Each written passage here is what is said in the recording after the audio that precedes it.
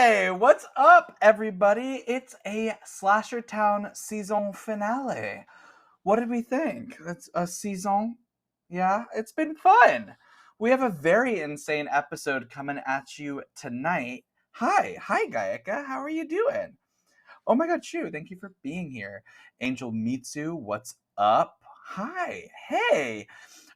Y'all, just a quick little life update that I've been so excited to let everybody in on. Oh, Travis, thanks for being here. A quick life update though that I'm really excited to share with y'all. Huge news, life-changing news for me. My best friend and I were getting miniatures made of us, and they had to measure me for the miniatures. And I have lived my whole life as a 6-foot man, but it turns out I am 6.5, which means on my Grindr profile, I'm now 6'1", which means it's happening. It's all happening. So yeah, huge. Oh my God! Whoa! Thanks for the gift subs, Travis. We have Travis McElroy with us tonight, which I am just so excited about. Not as excited as the fact that I'm 6'1", but I am very excited. Just kidding. I'm actually more excited about that. I don't think being 6'1" will instrumentally change my life. I've been this high for so long, but now I can say it. Anyway, we have a fun stream coming at you. But before we do, I want to hype up some of the fun stuff that's happening on our channel. First of all, you gotta give a follow if you haven't been following already, because you gotta check out Playing Dead with Chelsea, or Play Dead, Playing Dead. Screwed that right up. Play Dead with Chelsea, which happens right before this stream. And you have to check out Fearcast with Clark Wolf, who always deep dives into all the horror news with a special guest. This week, I believe it is Terry Gamble, which we're very excited about. And then this Wednesday, also at 8:30 p.m., we have Brandon Winfrey playing games. So make sure that you unfollow Wednesday at 8:30. And then on Thursdays, we have Wolf's Call with Clark Wolf, where she deep dives into an incredible horror movie. And then we have Morbid Movies with the community at 9 p.m. Eastern Standard on Thursdays. And then next week, I'm doing a special stream on September 20th with a guest who I won't be naming yet, which is Chat vs. Evil. We're going head to head. I love a game. Chat loves to help me win. Classically, Chat and I have a great relationship when it comes to letting me win, so we're excited about all of that. So you've got to make sure that you are following. Dylan is for sure going to lose. Now, you know what I mean? Now, like, we don't want that to happen, so now I must win. But it's a Friday the 13th episode of Slasher Town tonight. And so it's going to get real weird real fast. And I'm very excited for all of the fun things that we have going on. So I want to get right to it. And I want to say, let's roll the intro. Welcome to Slasher Town, the safest town in the USA. Don't believe what you read in the papers about Wyatt Wilder, the concrete surfer, Hazel Morrison, the know-it-all, and Penny Chu, that dumb cheerleader who claimed they were chased by a ghost face, caught him, and took his mask off, revealing not a head, but a void of nothing. Come swim in the deepest lake in the world, or spill your guts at Starside Adventure Park. I'm Dylan Guerra, your tour guide through all things fun and safe. Slasher Town, we're all expecting you.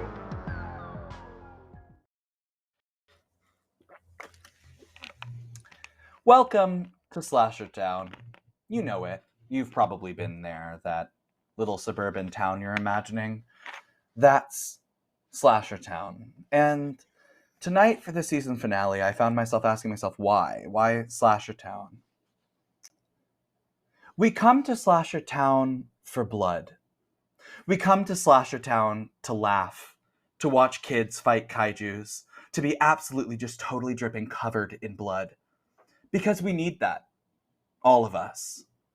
That indescribable feeling we get when Hazel, Penny, and Wyatt unleash an evil shark that kills a whole cheerleading squad. We go somewhere we've never been before. Not just absolutely shook, but somehow smiling together. Dazzling images on a huge wherever your laptop is. Characters you can feel because they're mostly Southern. Somehow, murder feels good in a place like this. Our heroes, like the best parts of us in stories, feel perfect and fucking nuts. Because here, they are. But tonight, for our season finale, we take you outside of Slasher Town.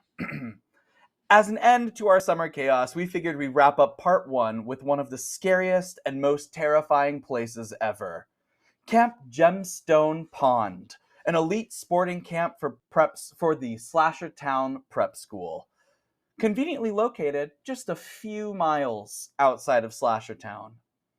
And it's here where we find our heroes, Penny, Hazel, and Wyatt. Camp Gemstone has everything you could ever want in an elite sporting camp. A pond with a blob, not as deep as Lake Taurus and also not a lake, but still cute. Like a blob monster? Like a blob. Did you guys, when you went to sleepaway camp in a lake, they had that blob thing where you jumped on one side like a... Yeah. It looks like that jelly thing that you win in heavyweights. Okay.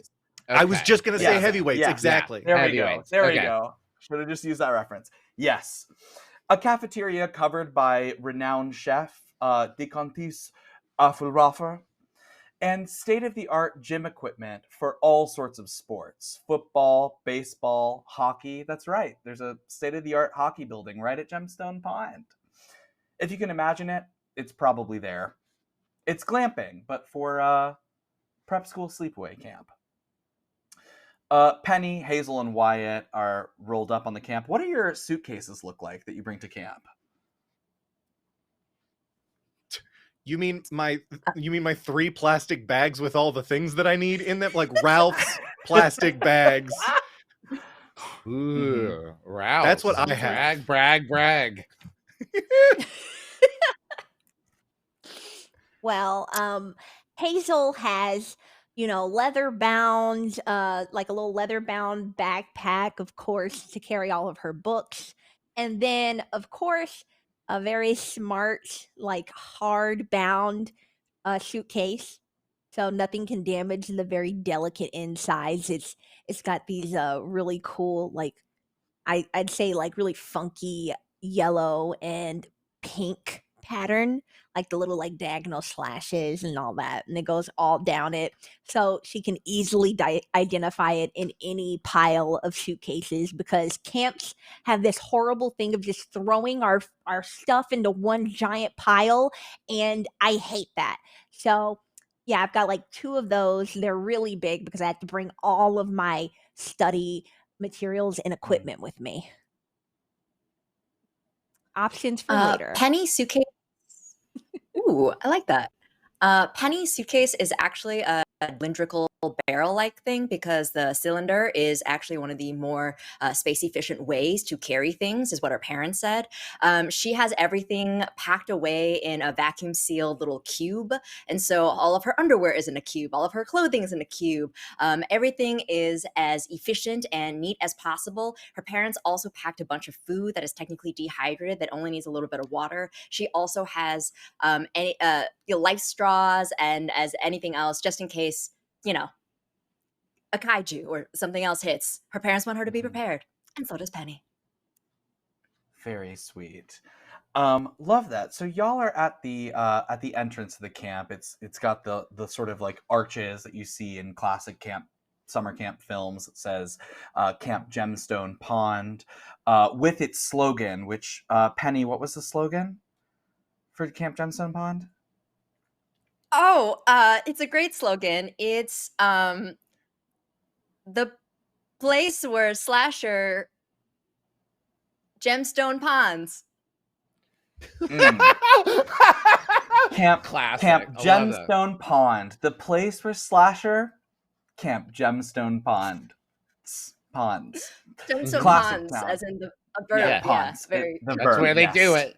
I got that. Yeah, it took me a second, but I finally understood. I can't believe you couldn't remember that, Dylan. That's like one of the classic greatest slogans. Like, we are farmer, bum bum bum bum bum bum bum, and and We're Slasher Gemstone Ponds. there's no ponds. Exactly. Yes. We're Slasher Gemstone Ponds. And everybody this episode is always saying it, you know? Yeah. It's the thing that's always being Oh. said. So you're all there. You're all facing the camp, and under the archways are your camp counselors. Namely, Alyssa Sneeze. She's the perky camp head. Her hair's in a ponytail, and she's got a clipboard. She's a recent graduate of Slashertown Prep. And she's like, "Hi, campers!" And to her left is a coach that y'all know and love. It's Coach Dirk Rackman, or Coach Rack. And Coach Rack, why don't you tell us a little bit about what you look like? Well, You are. Coach Rack. Coach Rack. Coach Rack's a big guy. Big broad shoulders. He's got a mustache. To have a big beefy burly man. Just so excited to see all those little cupcakes here, all those little angels. Just excited to spend some time with his kids. He treats them like he was never able to have kids of his own for reasons. So he considers every one of the slasher preps as one of his own kids. He loves them.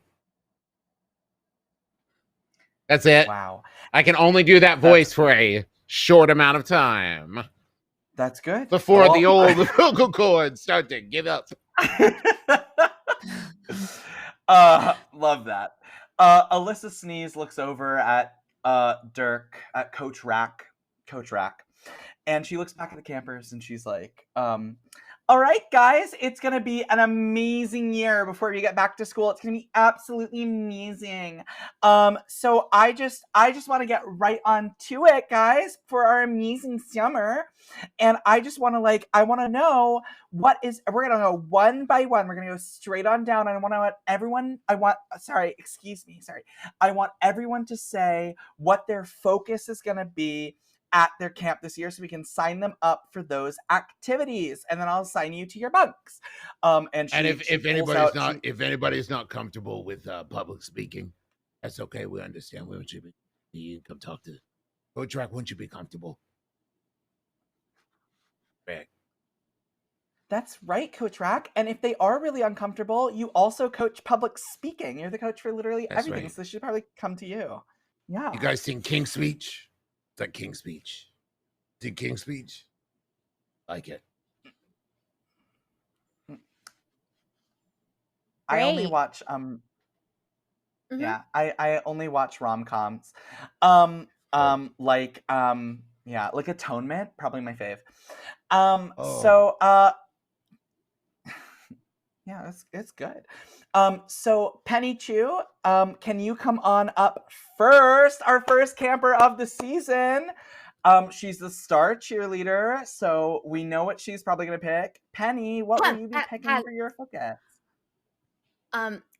Actually, I have decided to quit cheerleading, and I know I already signed this up, and my parents wouldn't let me quit because they say they already paid the money, and they're not going to take me back. And so I have actually decided to change. I signed up for rugby. I think that it is a sport that really values confidence and strength and bloodlust, and I really think I have a lot to offer to it as a 15-year-old girl. And also, my favorite type of movie is sad Sundance films. So I too love Atonement.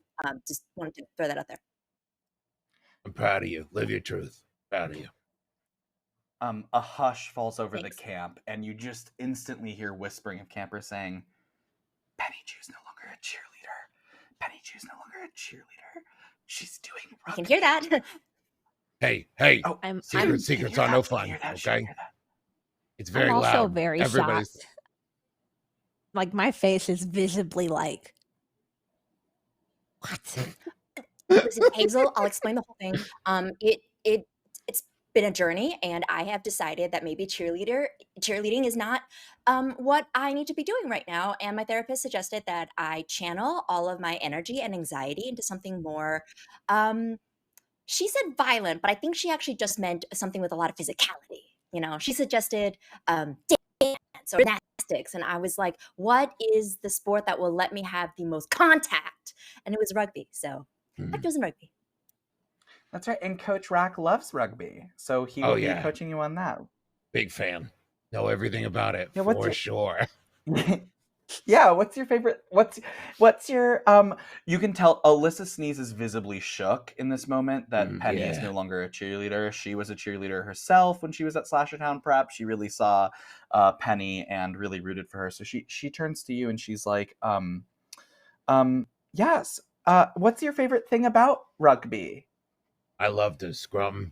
It's the scrumming. Do you like scrumming? No, my favorite part is actually the 2-point conversion because it's very confusing of when it goes in, and it really adds an element of chaos. So, anytime you have normal tries, 5 points, everyone knows that, you can just of course change. Yeah, I really like that element of chaos. Yeah, it's great. Okay, live your truth. That's great. And you will be bunking. You will be in my bunk, Penny, and you will be bunking with your friend. She's a new transfer, Hazel Morrison. Penny? Hi. We need to talk later. It's fine. I'm great. I'm doing awesome. Are you sure? Are you sure? I give Penny eyes like, yeah, sure, but we're gonna definitely talk later.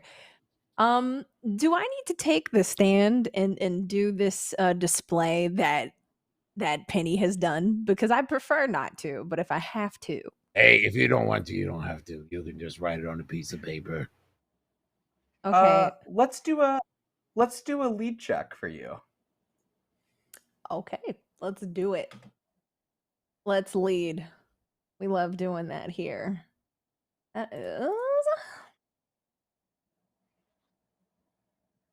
Oh, nope. That I gotta do two more. I put 2 and I meant 4. And yeah, I can't type today. Right. 2 1s. Great. No 6s. Actually,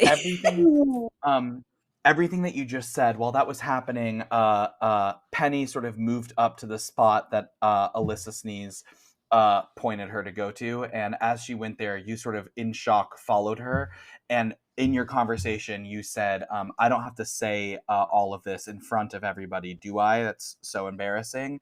But you were really close to Alyssa Sneeze's mic that she's been holding. And so it kind of just blasted that to the entire camp. Yeah.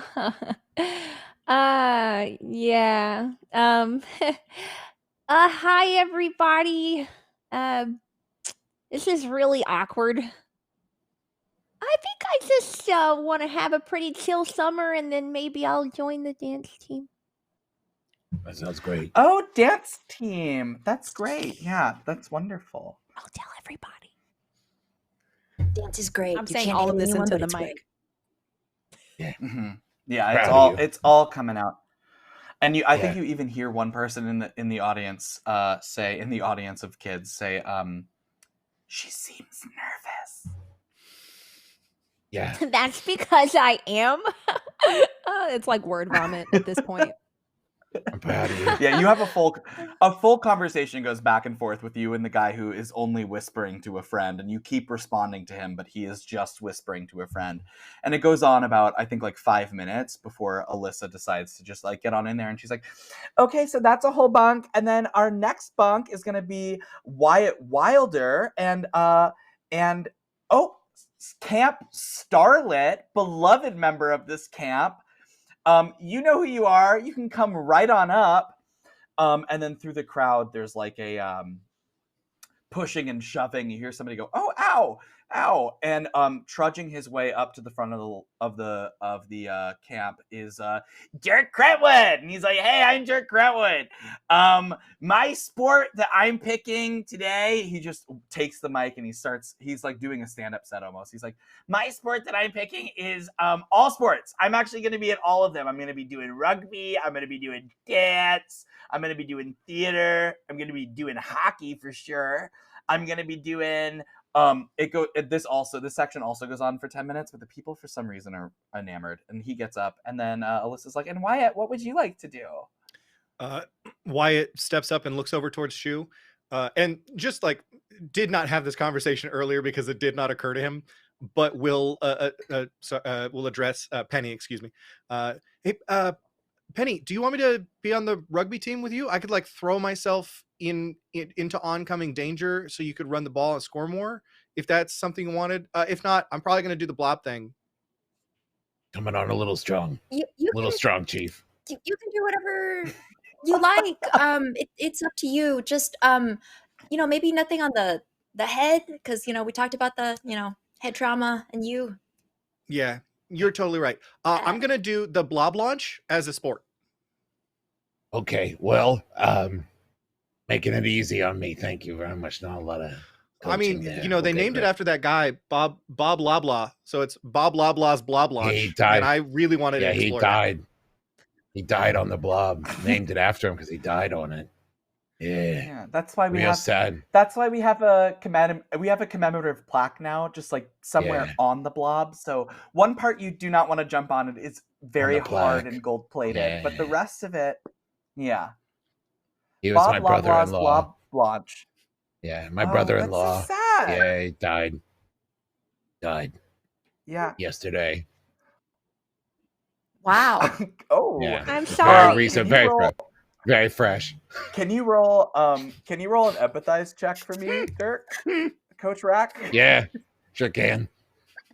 Let's see, empathize. That is, I roll 3 dice.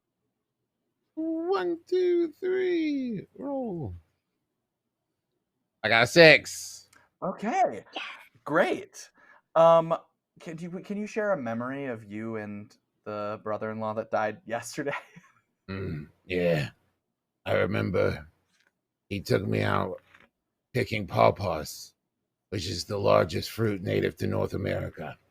I'd never eaten it before. He took me out. We hunted for him.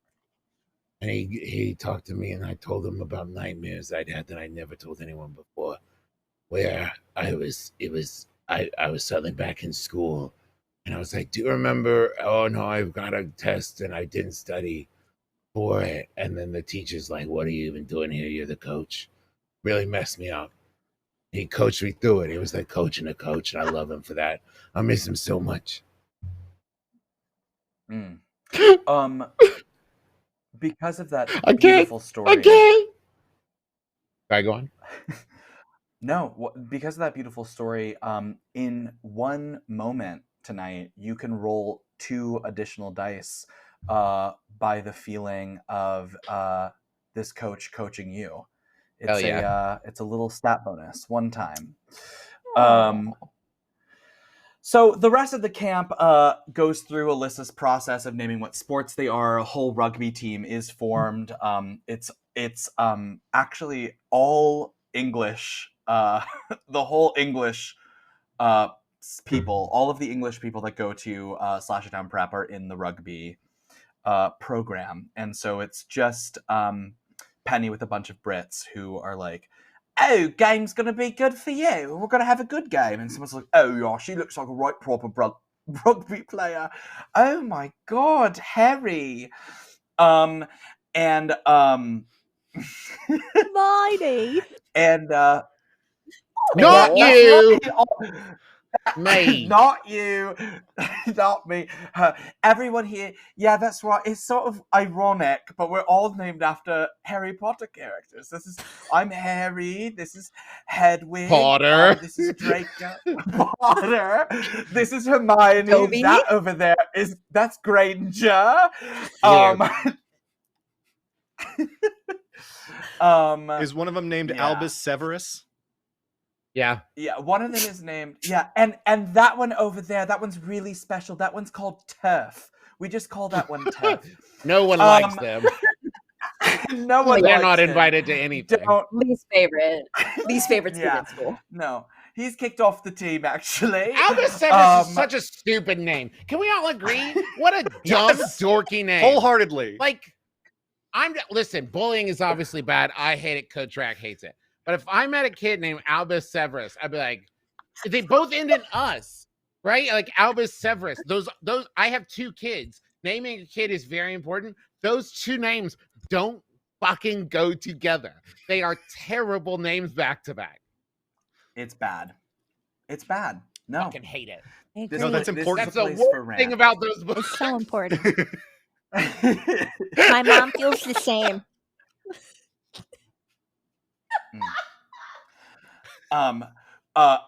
Just from the rugby players, you hear the Albus Severus one give out like a very quick, very short, like. Good. Yeah. He runs off to the bleachers. Just cries. So he's off at the bleachers. He left the camp completely. He's just somewhere else in the campus. So after that whole process, y'all go to your bunks, you put your stuff down, and then it's time for the annual thing that happens every first night of camp, where y'all go down to the fire pit, which, because this is an elitist camp, the fire pit is it's several small fire pits that are all controlled by a remote control. We're glamping, this is not picking up sticks and wood. This is pressing a button and the fire goes on. And the first thing that happens, as it's your bunk, it's Wyatt and Dirk, it's Penny and Hazel's bunk, it's Coach Rack and Alyssa Sneeze, and it's 2 other kids who you don't really know. One of them, his name is Dustin Upstream. And y'all are seated around the fire, and what you do is you tell campfire stories. And Alyssa is like, okay, time for our spooky campfire stories. Who wants to go first?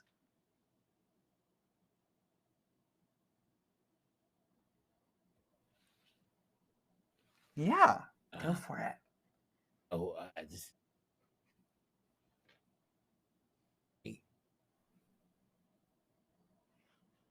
Walking through the woods, I saw a ghost. Okay, I was expecting a bigger reaction there. That was the scary part. There's a ghost. I'm so sorry. I'm so sorry. Let me try it again. Let me try it again. Maybe it was the delivery. I'll try again. One day, I, Coach Rack, was walking through the woods, and I saw no, not yet. A ghost. Thank you. Nailed it. Got him. Gets him every time. Oh, Coach Rack. More like Coach Rack on tour. That's someone who's good at telling stories. What Rack on tour means. Okay, it's not important. Yeah. No, I'm just going to keep waiting till Trevor takes a drink to say something dumb. I'm going to get him. I'm gonna get him. You just really want to spit take? Yeah, I'm going to get him. You absolutely should. So then, Justin Upstream raises his hand, and he's like, "I've got a story for this camp." He sounds like he's 40, but he's 15. I guess I Puberty hits really fast. I thought it was done when I finished my. Okay. Oh no! No, it's fine. No. Everyone shares the story. Oh, it's fine. It's fine. Not too long ago, many summers ago. That sounds like a long time ago, though. Right? Sorry, I didn't mean to give notes. You said not too long, but you said many. No. I done signed up for your story coaching session. Thank you. I'm down to keep it short. Brevity. Did you learn nothing from my story? Brevity. I did. Well, listen. Brevity is not really exactly my strong suit. We'll work on that. I say it's actually brevity. Thank you. It means to keep things concise. Just in case you didn't know. One It's more the nice, soul of short, wit. Brevity. concise. Okay. Who brought the nerd? I'm just kidding. Why? You know I love you. I love you. Like a son to me. I could never have my own kids. Ever mentioned that to you, Wyatt? Why did I tell you about that? I couldn't have kids. I've been here for like You mentioned 3 that a lot hours, to and us. yes, you've mentioned it on the hour every hour.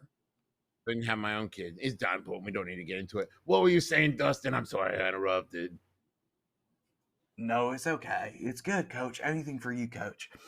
Not too long ago, not many summers ago, there was a string of murders right at this very Camp Gemstone Pond. A group of counselors were murdered before the students ever arrived by a mother who was so angry that her son was killed when he was neglected by the counselors the previous year and drowned. And then Dirk Crentwood pipes up and he's like, this is the story of Friday the 13th. You tell it every summer. You're obsessed with Friday the 13th. And he's like, well, this summer I made up my own. And he's like, okay, this is like years later. Every year, Jason's been terrorizing Camp Crystal Pond or Camp Gemstone Pond. But he always seemed aimless, killing for no reason. Then one year, his mama returned, looking for her son. Yeah. This is Voorhees. Well, she looked impossibly old, but she won't alone. She brought with her another person in a hockey mask. She wasn't on a quest to save Jason. She was on a quest to continue her lineage. And when Jason saw another person in a hockey mask, it was love at first sight. A love so powerful. I'm confused. It released the power. Yes. I thought. What's your question? I thought you were leading towards that the other person in the hockey mask was Jason's new stepdad, and I got confused. But now I understand that it was. No, sorry. No, it's a queer love story between Jason Voorhees and a man in a hockey mask propositioned by his mama. I thought there were two Jasons for a second. I fully thought that his mom was wearing the mask, and then Jason was like, I love this, and was about that, and it was going to get very Targaryen up in here. Oh, yeah. Yes. Well, it's not far off the original story. There's some weird stuff in there. Yeah. You know what's weird about the Targaryens is that their show is called House of the Dragon. Oh, yeah. House of the Dragon. But if the show was just called House of Dragon, it's actually a much better title if they drop the It's easy to say. House of Dragons, even. Yeah. Or you know what? They should just call it Dragon House. That's way cooler, isn't it? You know what? Dragon House. It sounds like a reality show of like who will be the last dragon in the house. Dragon House. We put 10 dragons in a house, and they're all really bad tempered. I mean, and then you can work the title into the slogan. It's like, who will seat the Iron Throne in Dragon House? Like, yeah, absolutely. Dragon House. Yeah. This is a million-dollar idea. And the winner gets one whole. Yes. Dragons love that shit. That's great. That my daddy's brother, my uncle, he's Damon Lindelof. I love that guy, and that's why. Yeah, I did too for several seasons. And now we don't speak. But that's my friend Peg Junk recommended Dragons in the House, and that's a good one too. I like that one too. That's good, yeah. Hazel raises. We got some Hazel raises her hand, and she looks at Alyssa, and she says, "Well, since their story is so long, and clearly we've gone off track, can I just tell a spooky story instead?" Yeah, sure. You know what? You can. As much as I love a love story between a Jason and another guy in a hockey mask and his mom. Yeah, you can tell a story. Is the mom involved in the romance? I thought she was setting it up. Is it a throuple? No, the mom. Sorry, I'm so sorry. Dustin is the mom, and my personal thought on the story. What was your take on this? Not involved. The mom is more like she's like trying to set it up. She's like playing. Like it's like a mom, like sort of like a matchmaker. Or is it Yeah. like she Yes, was dating, exactly they were like that. dating first, and now she's like, I think you would actually be better with my son. No, Or she's No, like, sorry, son, you she- gotta meet this young boy. He's so good. He loves hockey masks and murder. I think you'd really hit Yeah. it off. And he was like, I think oh, it's mom, sort of not that. again. I think it's that one. Jen, what did you think? And Dustin's like, honestly, I think that we should have a writer's room for this Friday the 13th spinoff Yeah, called cancel all Friday the other 13th scheduled events. Love. This is what Yeah. we're doing for the next 2 hours. That's great. Yeah, that's right. And then from a little in the heart of that, from a little speaker at the top of the pavilion where these campfires are taking place, a sound comes on that's like, all right, campers, it's officially 10 p.m., which means it is curfew on camp. That it's me. It's me, Michelle, the voice of the camp. Okay. So let's have everybody. That's right. I'm Michelle. I was supposed to be Alyssa, but the GM sort of fucked up, and now I'm also Michelle. Alyssa, I'm Michelle Alyssa Sneeze. Michelle. Yeah, Alyssa No, Michelle. there's Alyssa Sneeze. That's my sister, and then I'm Michelle, the voice of the camp Sneeze. Listen, guys, out of character, I'm starting to suspect that Alyssa and Michelle are in this together. I'm starting to think that they're behind. They're both actually Jason. Yeah, Yeah. Absolutely. in a big coat no on each other's shoulders. Great.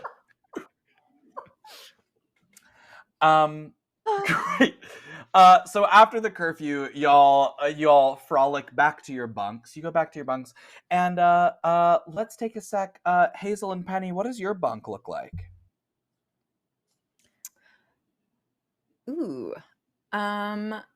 It is because Slashertown Prep is a fancy school, and so this is a fancy camp.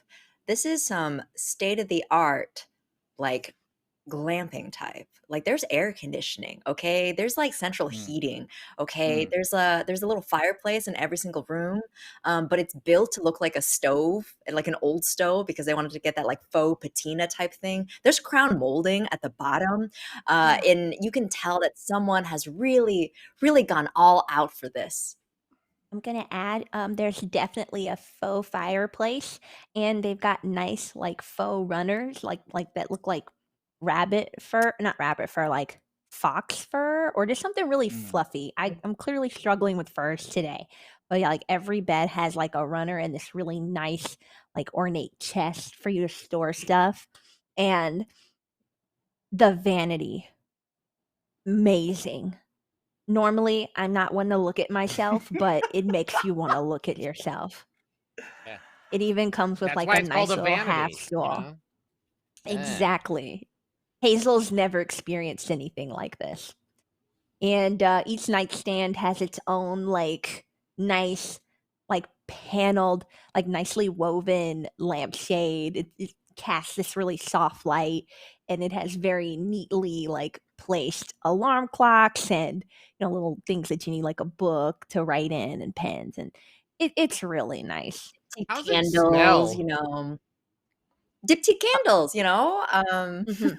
it's very, very nice and fancy. They asked that. for our scents before we came out there, so my side smells like lavender, and I'm sure Penny picked a very environmental friendly scent to go with Artichoke. her. She picked the limited scent edition scent artichoke from Diptyque because it was environmentally friendly, and she really appreciated that they scentscaped our individual sides of the room. Artichoke, huh? And for How did they Alyssa, keep the because scents she's separate, do you think? Oh, for sure there's a state of the art. There's a ventilation system over one Whoa. candle that over both of the candles that vents it out the other side so that it contains the area. And on a third table by her bed, because she's bunking with y'all, Alyssa Sneeze has a candle that is an amalgamation of every scent that Goop has ever put out. And and next to it there's like a jade egg, and you have no idea why it's there. And also I'm just gonna add in game for y'all. That's your bunk room, but connected to it by a little hallway, because we're glamping. There's like the bathroom is in a door to the left in the hallway, and then on the other side of the hallway there's like a kitchenette, and on the other side of that there's like a really cute living room. So it's sort of like a railroad style bunk. And in the kitchen there's a window that if you were looking out the window, it would face right into the window of the kitchen in the bunk next to yours, which would be the boys' bunk, which is where Wyatt, Dirk Crentwood, and Coach Rack are. So, Coach Rack and Wyatt, why don't y'all describe your bunk? I want to pitch the idea that this is the only place in the camp that hasn't been renovated. Oh. Well, okay, so here's what it is. They got halfway through before the season started. So Dirk's side is very well renovated, Yes, and Wyatt's thank side is you. untouched. They were going left to Absolutely. right in the renovation, classic renovation That's how you do it. pattern, left to right. And they just got halfway through, and then they ran out of time. Yeah, I think Dirk has like a bitch and queen bed, like new sheets, everything. And then on the other side of the room, there is a like twin bunk bed, and Coach has the top bunk. Yeah. You and me. And Funny. Dirk also has the same candle and candle contraption. His candle to y'all smells like just piss, but to him, he would say it's daffodil. It calms me.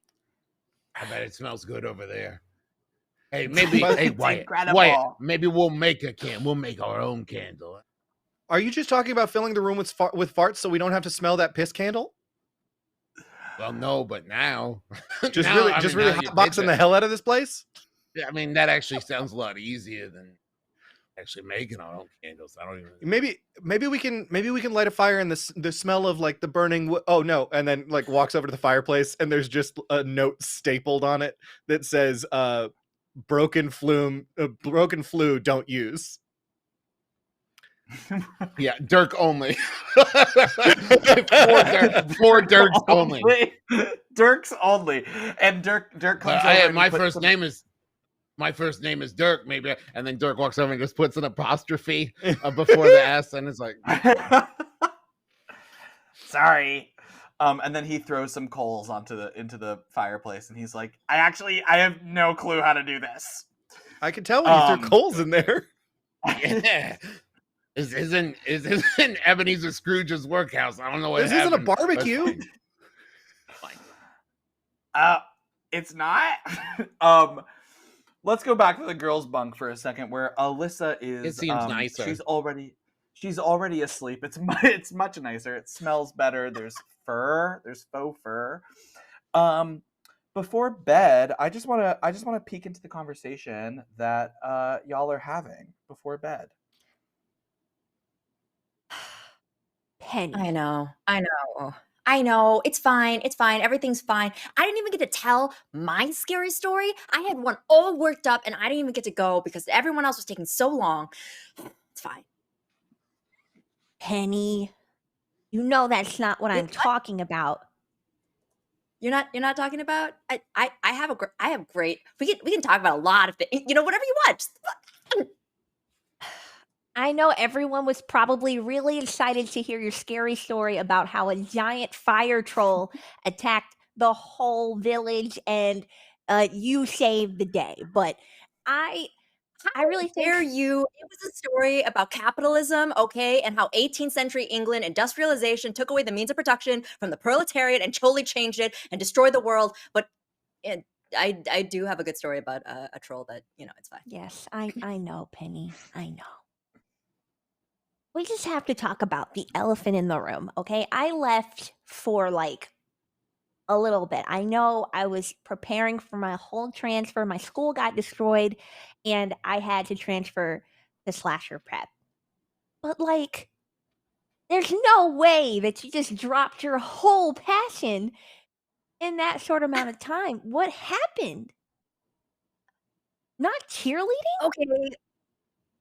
Listen, we went through this thing, and by we it was, Wyatt and I, and we had to we kept experiencing people dying, and I kept seeing the entire cheerleading team die, and everybody died, and then eventually someone saved themselves, and they all died, and Elizabeth Breath kept getting her head chopped off, and Velveeta, and you know what, it's fine. Grendel is now the captain of the cheerleading squad, and she's gonna do a great job. She's gonna do a great job, and I'm really excited for her, and it doesn't hurt me at all to see her succeed. Well, that's really heavy. Just give me like a second to process that. You're gonna have to explain more of that to me later. Like, what even happened? What were y'all just like over and what? I don't Was this know, a dream? but well, kind of. There was a woman with syringes who kept like hitting the window, and I didn't know if that was like a reference to a thing or if that was just like an actual pulling thing. You know what? I wasn't sure because I'm not as well versed in kind of like terror dreams. And anyways, everyone kept dying, and I couldn't save everyone, and rugby's different, okay? Cheerleading is a sport. Cheerleading is it's a way of life. It's a passion.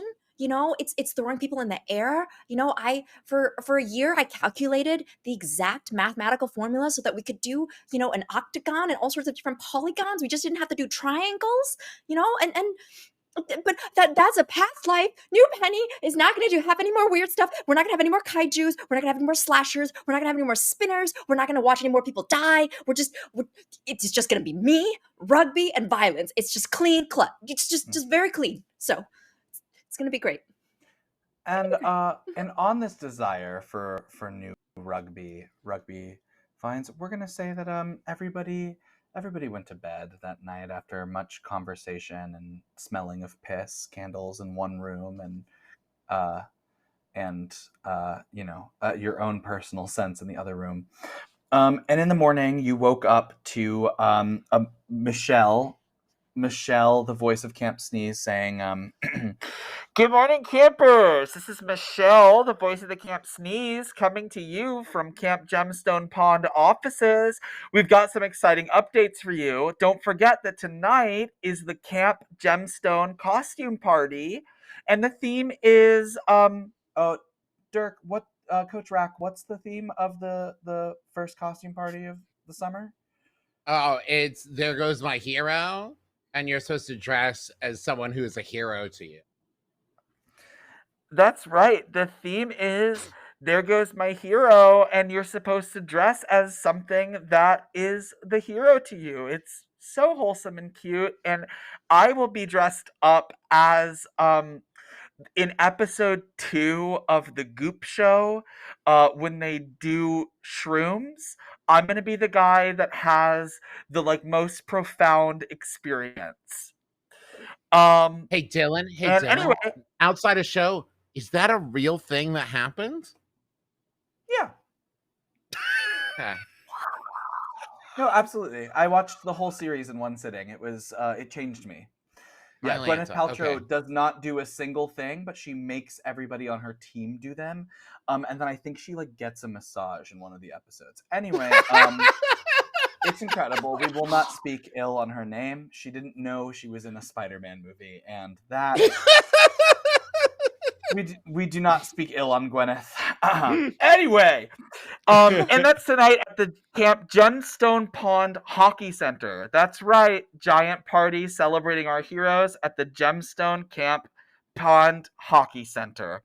A party on the ice. Meanwhile, our first thing of the day is rugby, and let's get us there.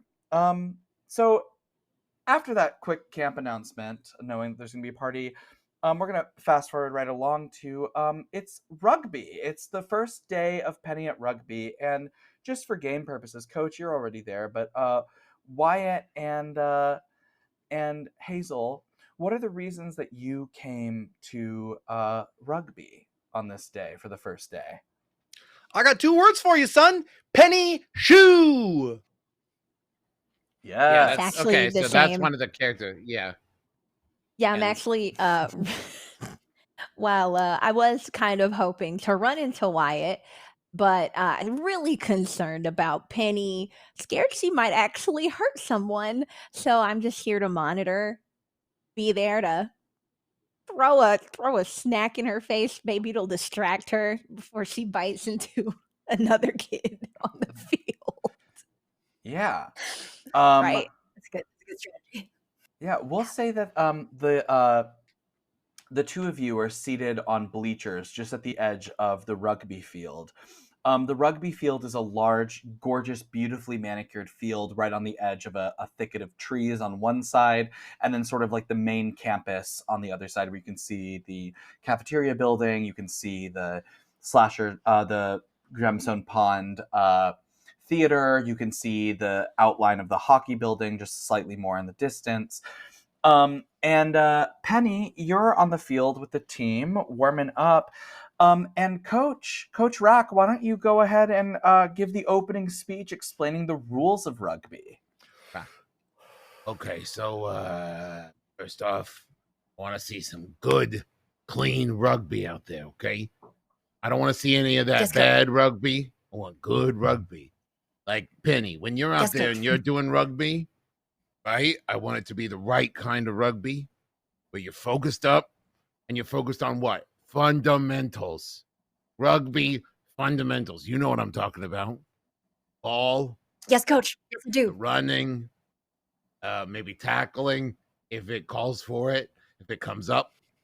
But don't hurt nobody, all right? Because it's practice. It's practice. Well, you know, people get hurt sometimes in practice, but not on purpose. And I Albus, promise no one will die. That's a Albus good Severus start. I love stepped to hear that forward. at the. Oh yeah, what do you Oh. want? Well, I just wanted to say, Coach Rack, who I love dearly, is an inspiration to me. I just wanted to say that, it is important none of us get hurt. My name actually used to be Joe Leary, and then I got hit so hard, I am now called Albus Severus. See, and now that's I just feel one of bad. the I had no casualties. idea. No idea. I'm so sorry. Yeah, no, it's okay. I used to be Joe Leary, and now I won't respond to the name. I only respond to Albus Severus, so that is a risk of something that could happen here. So I think let's get sporting. Yeah, classic. Let's do it. Do my Hazel senses Coach. go off when when Penny's like, I promise no one will die. Do I like sense? You know what? Let's do a comprehend check for you. I just want to say, we've been through so much. Able to feel it coming. All right. If I don't, then I was really off today. Oh, that's Whoa. 3 6s. Oh, Wow. Amazing. You comprehend a lot. Yeah, what terrible feeling? What is that feel? How does it manifest in you?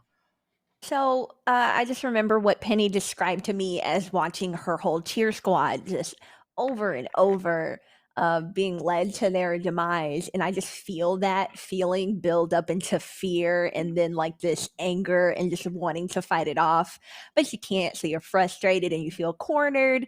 And I'm hoping that I'm getting like this like link, like feeling whatever Penny's feeling. And I'm just like, oh no, this is bad and it's only getting worse. So yeah, I want that to kind of keep me off that she's not feeling great.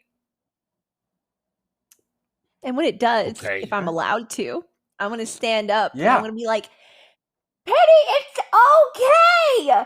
You just need to focus on the game and don't hurt anybody. Yeah, I agree. I agree with what you said. Yeah. And Penny crushes a red Gatorade over her face so that it drenches all over her body, and she's like, "I'm ready." If I see Okay, her I do love the this, I'll intensity. say, right. I will throw ho-hos at you if you don't chill, though. I've got like a bag of like. Also, you should be. There's a lot of chocolate cupcakes. sugar. and Gatorade, and it'll Oh. attract bees. Worried about bees. Are the hose? And Penny's like momentarily distracted by the candy, and it's like, no, focus, violence, rugby, bitch, score, 2-point conversions. Okay, let's get out there and play some rugby. Whistle noise. Oh, the whistle goes off. Penny, describe your first rugby move. What do you? Albus Severus is barreling towards you. He's playing on the opposite team. He's holding his rugby ball, which is just like a bigger football. This I do know, and he is charging straight for you. What do you do? Penny launches herself at his legs and is trying to take out his knees and specifically his Achilles tendon. Ooh, fun. Let's a force and a move roll for you. Let's Classic. combine stats. Force and a move. All right. That's 3. Move is 0. Body is 3. So that's just 9? Yeah, it's 9. Okay. Just 9. That's just 9. Okay, hell yeah. You know what to do. Describe it. She locks eyes with this Joe Leary Elvis, and she just thinks her face just goes red. All she sees is just straight violence. And Penny does what she just dives straight into the knees. You can hear a crack as Elvis falls down, and Penny pulls up because she dove really down low. So she pulls up his leg with one arm, grabs the football with the other, and then charges forward. While still holding his leg? Are you dragging him behind yeah. you? Okay. Yes. Okay. Hey, good first play. I did say it's just a scrim. Oh God. Oh, poor Yeah. Albus. And as Albus is bouncing, he's like, "This is called a scrum. You're doing a scrum." Is that I what a scrum is? I throw a ho-ho. Ooh. Ooh. You see me watch it fly by my face in slow motion, almost like in the original Sam Raimi Spider-Man, how time slows down and my eyes track it perfectly as it goes across my vision. Like, no. Are you reaching for it? Yes, but I'm not going to catch it. Like this was specifically not being thrown for me, and it's not my food. However, I just feel such immense sorrow at sugar being wasted as a projectile. I do, out of like reflex though, I do take one out and I'm like, "Here you go, Wyatt."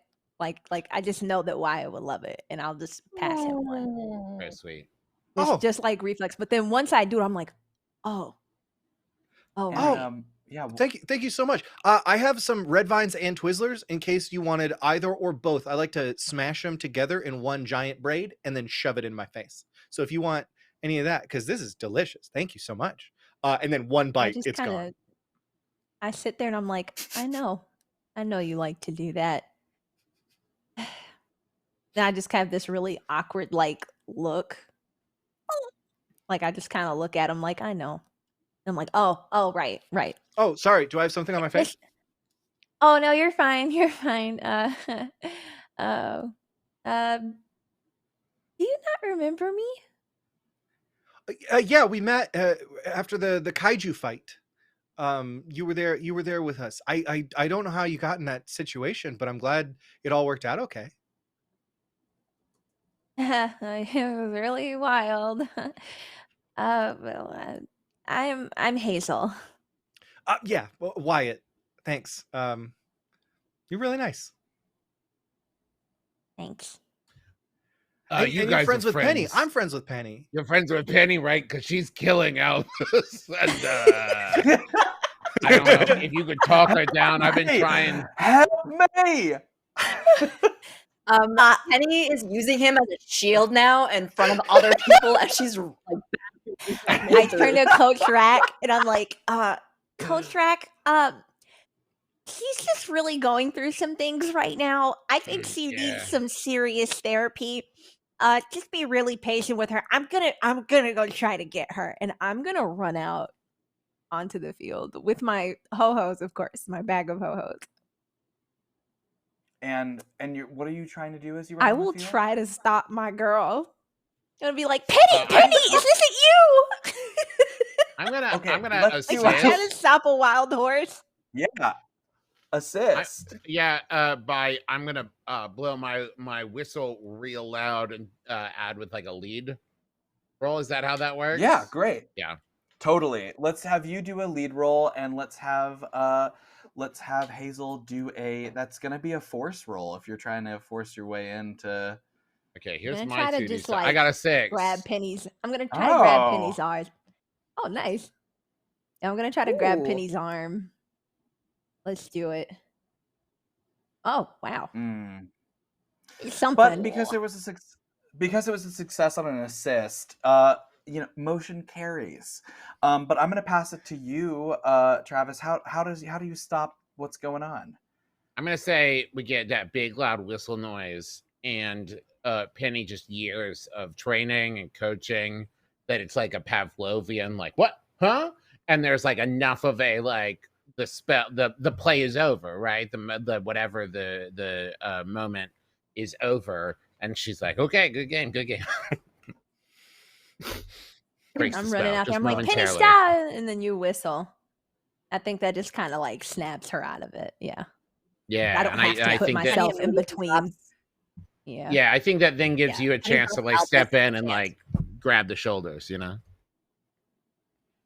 I don't grab her shoulders per se. Yeah, I that's just fair. She immediately just start killed Albus. tossing. Right. Like the way I'm not gonna get in between that. I just start like tossing ho-hos at her face. He's Is it alive, but it's you? not Are they much of a ho-hos? life at this point. And she's just scrambling like a pigeon, just being like, "Oh my god, ho-hos!" And she's like trying to find it on the ground.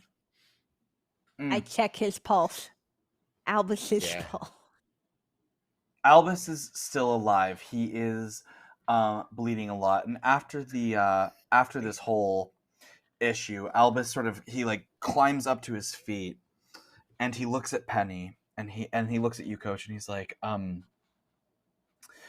before I go straight to the ER for whatever's Yes. happening, do you mind if I have just like a moment alone with Penny in the woods, just right off there, just a private conversation? Now Her listen, and as an I- adult here, I don't think I can condone that. Actually, that seems like the kind of thing that seems one, either threatening, or 2 foreboding, or 3 illicit. Do I hear this? It's fine. It's fine. I'll go with you. I If mean, you wanna did just single-handedly almost kill him. fight Yeah. combat.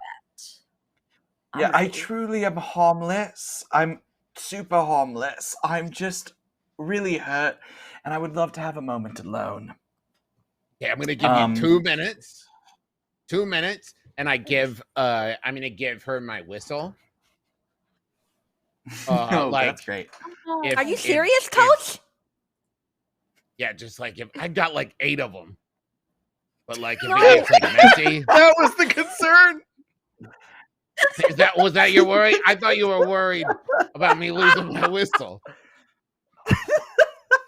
She said it was fine. Coach. Did you see her out there? She's a machine. Exactly. I'm Coach. more I'm afraid not of worried him. about her. I'm worried I about see. him. Okay, Clearly, his okay. head isn't on straight. Should I give him a whistle No, too? I'll give him a whistle. give Yeah, me a whistle yeah, too. I'd Albus, like a whistle. You're gonna have a whistle too. Wyatt, here's here's a one whistle. for you. Hazel, Thank here's you. one for you. That's it for now, though. Okay, I only got 4 left.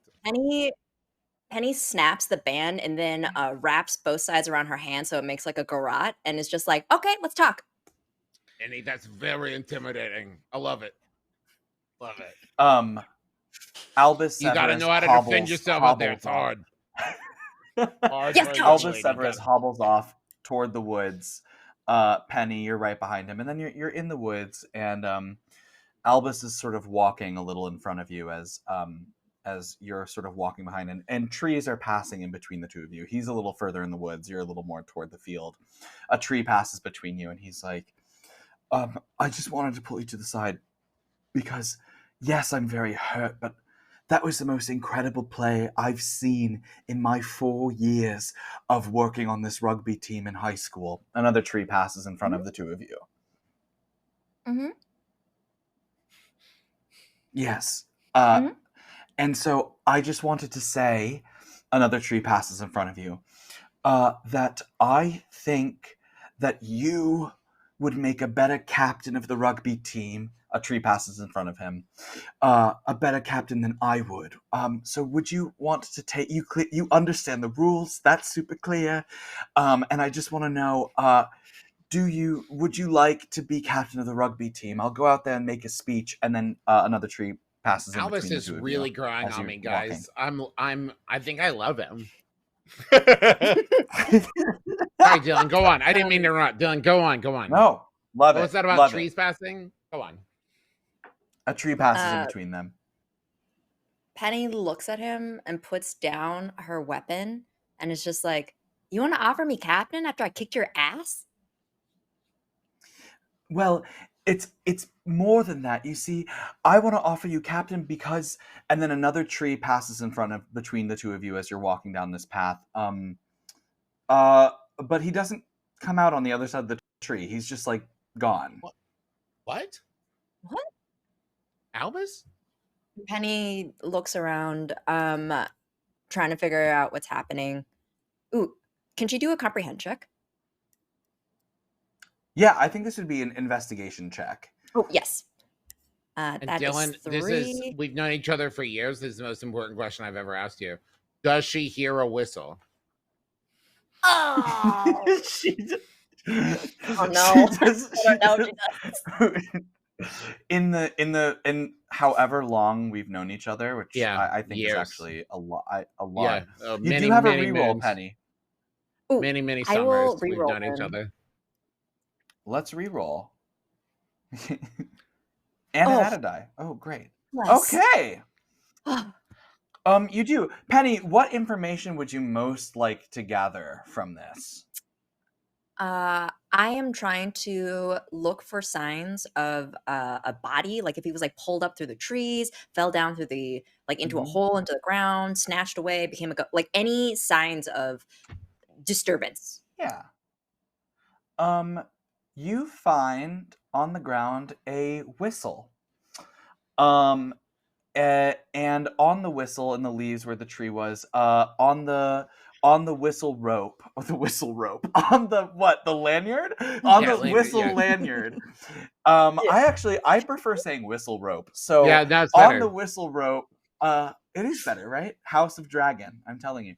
On the whistle rope, Dragon there's crib. What do you think? Dragon crib. There's a small, a little bit of blood. Yeah, I'll give you there's blood. Is it Albus's blood? Is it British I blood? Just narrow it down that reveal much. Penny is very familiar with the procedures of a crime scene, and so she knows that she cannot move in case this is one. So she immediately blows the whistle and does not move.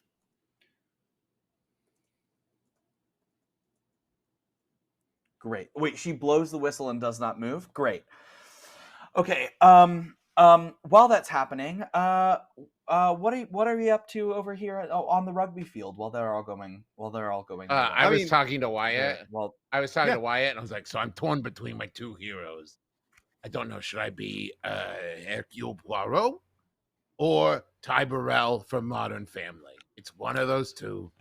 So I know What do who you one of those is. So I'm naturally inclined to go with the latter. Oh, Ty Burrell. He plays Phil Dunphy. Yeah. Big fan. Yeah. Phil's such an He's your engaging and hero? lovable buffoon. Well, yeah, he's a good dad. He's a good Yeah. dad. He tries does, and you're a great coach, Everybody on that Coach. show. Hey, thanks. You're like a son to And, me, Wyatt. Always loved you. And then if And, Hazel great- like walks up great- to us, she'll see that I've got like an extra large Coke Zero, and I'm like, I was gonna get you a separate one, but it was actually cheaper to just get one big one, so I got 2 straws. I hope that's okay. If not, no worries. This can all. Are be you yours. talking to me or are you talking to her? No, that's Which for one Hazel. of us are you talking to? Oh, okay. No, that's fine. You That's get fine. I a didn't third want any- straw. But where? Aw. at this time of day. Hazel hears that and she's like, "Oh, And then that sucks." Granger walks up to the three of you as you're discussing. He said, and Granger's like, I heard you talking about heroes. I'm going as a hero. I'm going as the lead man in the Mighty Ducks, my favorite hockey-themed franchise without all the Now, murder. are you talking about Charlie Sheen, or are you talking about like? No, I'm I think that talking was about- that was wasn't it Emilio who was the coach? Emilio was Estevez it? was the coach in the Mighty. Yeah, he was the coach of the Mighty No, Ducks. no. And then- It was the son of the Martin Sheen. Yes, he had two sons. One of them kept What? their original name. Yeah, Emilio Wait, get Estevez out. kept their family name, but like Martin Sheen was like Emilio a stage actor Estevez name. and Charlie Sheen are brothers. You're saying That's correct. Charlie 100%. get out of town. Yeah. Wait, I'm Really? sorry. Wait, but Wait. if you're talking about the main character, are you talking about like D2 Mighty Ducks, like Keenan Thompson with the knuckle puck? Like, what are we doing here? Good question. Yeah, I'm talking about Mighty Ducks, which is a film I totally remember. I'm talking about going as the coach man who I remember. Yeah, Emilio Which Estevez. apparently is Charlie Also- Sheen's brother. Also, You could yeah, also go with Joshua Jackson, who was like sort of the main Oh yeah, kid that who I'm ended up going being on Dawson's Creek later. And then if you were to go further, he was on the Fringe. He was on Fringe as like kind of the main guy. Fringe, good show. Good Great show. show. Went off the rails in season 3, but the You know what I first liked 2 about the show, seasons though? are excellent. You know what I loved Yeah. about Fringe specifically is they never What's that, walked Wyatt? back anything that drastically changed. Like every time it got Ah. big and weird and crazy, they kept getting crazier and different. They were never like, and now everything's back to normal. They're like, no, everything's still messed up, but it's different, and And- we continue and you because know, that's what life is. Michael Life is a Cerverus- series of consequences that you have to Cerverus. stumble through and live on This continuing. is true. Michael Cerverus was in that as the Watcher. He was the bald dude. He was like the main one at first, and his name kind of sounds like Severus. Isn't that? It's a coinkydink. Oh, and you're bringing it all back. Severus? Also, Wait, it's so funny that that Severus is who you mentioned. That's my brother's name. And my name is Granger, but my last name is and what's his last name, Penny?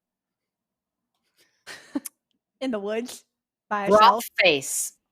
That's right. Brothface. Your I'm last name is Granger Brothface. I'm Granger Brothface, and my brother Severus. What's great about Brothface. that is that sounds like a racial slur against white people, and I love it a lot. I love it a lot. That's really what It really does. Broth face. He's a real broth. And when the coach says that, because I'm having the coach say that in game, a loud whistle is heard from the three of you. A whistle in the woods from where Penny was. What do we do? that was whistle number 6. oh no, we didn't even get to talk about Lance Reddick. Okay, let's figure this out. We'll get back to him. Lance. I love Lance Riddick. I've So been good. just kind of like enraptured with Wyatt's just knowledge. So good. I'm always enraptured by it. But the moment that whistle goes off, I've been pacing like nervously because I've been waiting to hear screams from the woods. So I say, "Hold on, Penny," and I start running. Great. Yeah, Coach My girl. Rack is on it too, and he's pretty fast. He's got his comfortable custom-made athletic shoes, which helps him run like the wind. Plus, Love all it. of his years coaching cross country, he's got this. Yeah. He's doing the Great. full-blown like arm. He's running like Robert Patrick in T2. I love Oh it. hell The weirdest yeah! human run. Yeah. Robert, that. listen, Robert Patrick. Weirdest human run has to go to Haley Joel Osment. That's where I put my foot down. Really? More than love Tom that. If Cruise. you watch secondhand Lions, Haley Joel Osment running is odd. Okay. And I don't know Looking it what up. specifically about it is weird, but if you look at it, you're like, what is he doing differently than what I do that makes me curious about this? See, I this think is Tom going Cruise in runs game. like someone like plugged a bunch of videos of people running into like an AI bot, and that's what they Yeah. came up with for human running. Is the way Tom Yeah, someone Cruise who's perfected QWOP. Yeah. Yes. Friend of Slash Town, Tom Cruise. He was in an episode. So y'all are running, and you are having this conversation as you're running into the woods. I'm not even going to make you roll, but the three of you go into the woods where you find Penny. Penny, have you picked up the whistle, or are you just like down looking at it? No, she has gotten a stick so that she could point at things without touching them in case someone needs to do a full forensic, write-up. Great. So you see them burst into the clearing, and what do? Penny has her hands up and is like, I did not do this. I was here, we were talking, and then he disappeared. There was blood on the lanyard. I did not kill him. If I have killed him, you would have found a body, and I would have told you I did it. So I didn't do this. This is not me. Guys, back me up. I would not murder a human, Penny. right? Oh my gosh, Penny, did you have a psychotic break? We gotta hide the Now, body. hold on. No. No, what she says is true. I'm going to use my little gray cells like Hercule Poirot would. If she had killed Abbas, she'd be covered in British blood. But she's not. She's got no British. There's only a spot of British blood, which means he did not die here. He was taken from here to somewhere else, and they knew to remove whistle number 3. This is a person who hates whistles. That's the only conclusion I can draw from this crime scene. This was a whistle-fueled crime. Or where they're Sure, going, sure. they don't need whistles. Oh, because they have more at home. Probably. Yeah. That doesn't explain the blood, though. Oh, no, they heard him. Someone might need to call the police, and if you just say the number, it's a 626. They'll know it's like a Penny related thing. So you just Are you Now, also, the referring to blood- yourself as Stitch, the experiment 626 that escaped and caused havoc across planet Earth, namely Hawaii? That's exactly what I'm referencing as, and not just pulling a random number out of my ass. But that is that. Thank you. Yes, for getting that. Love it. I have finally seen something that has been referenced in the last 20 minutes. This action is actually going to carry to Coach Rack, because you are the adult in this situation. You have the most power in this camp. Coach Rack, what are you going to do about this whistle in the blood? What does Coach Rack want to do here? Okay, first things first, and remember, you're like my own children. I would appreciate it if you didn't tell them that I let 2 kids go off in the woods together by themselves before this happened. If we could just let that one slide, that would be fine. Now, what we're going to do, we got some hours of daylight left. We're going to organize a bit of a search party. Don't want to cause any panic, though, so we're going to call it like a scavenger hunt, right? So we need to figure out a way for people to be hunting for Albus, but they don't know it. So let's brainstorm. At least 2 of you are smart. Yeah, Wyatt. 2. Not one of the ones I was talking about, Wyatt, but your hand was up first. Can I do a side note real quick? There's a video of Elise literally laughing. The title of the clip says, "Can't stop laughing at Haley Joel Osment." It's funny because we had her on the show. I gotta share that with y'all after. Thank you. I'm excited to watch that. Shit. Right? We will be. We're going to be going till 1 a.m. tonight, Eastern Standard Time. Please, your idea. Ooh. Cincinnati, turn up. So Wyatt, what Wyatt was going to say is, does anybody know what he was going to dress up as for his hero? Like who his hero was? Because if he was taken and somebody is trying to infiltrate or do something as him, that might be how. Let's do a comprehend check for you. Can Wyatt. I aid? You can. No. Let me I try to got this. comprehend with Comprehension. Comprehension You is got my it? best Okay. stat. Yeah. Here we go. Everybody ready? Excellent. Yeah. Yeah. It hurts me. It hurts Hazel to watch him go through. Oh, boy.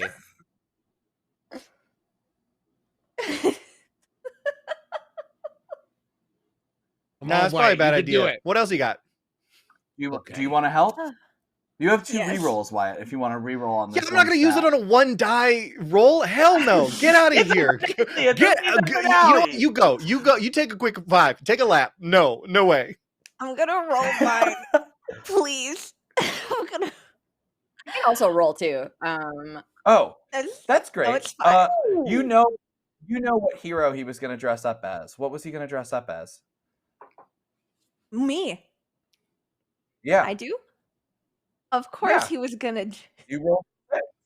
Not so was fun. going- We he put on was- the spot, is it? Yeah, it's a lot. You're right. Yeah.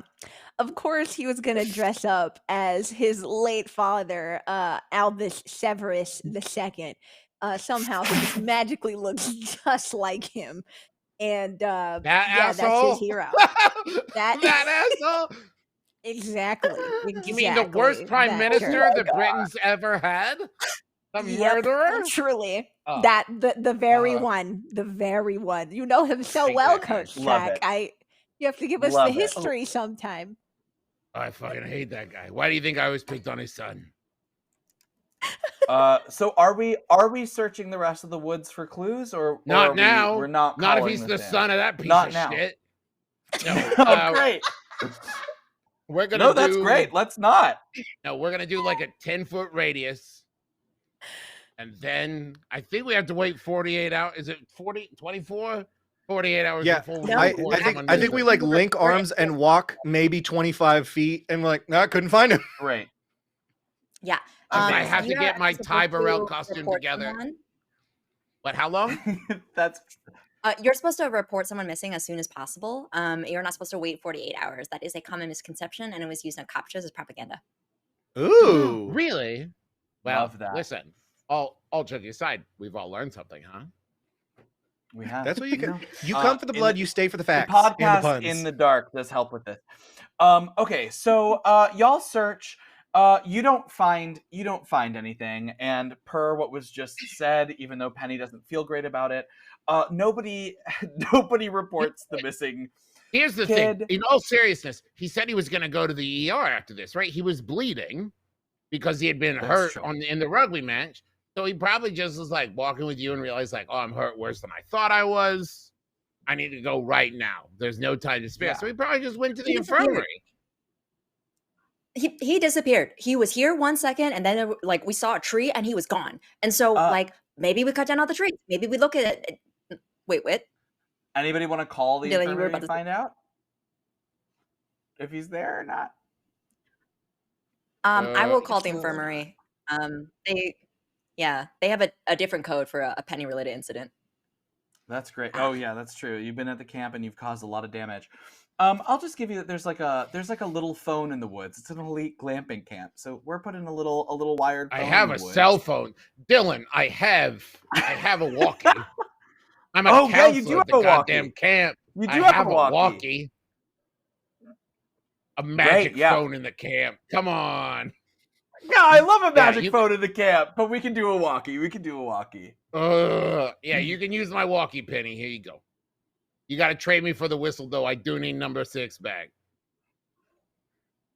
Oh, okay. And she Same like time. reattaches it and is it's not a Same it's not a time. weapon. Okay, here you Okay. go. Welcome back, buddy. Okay. I missed.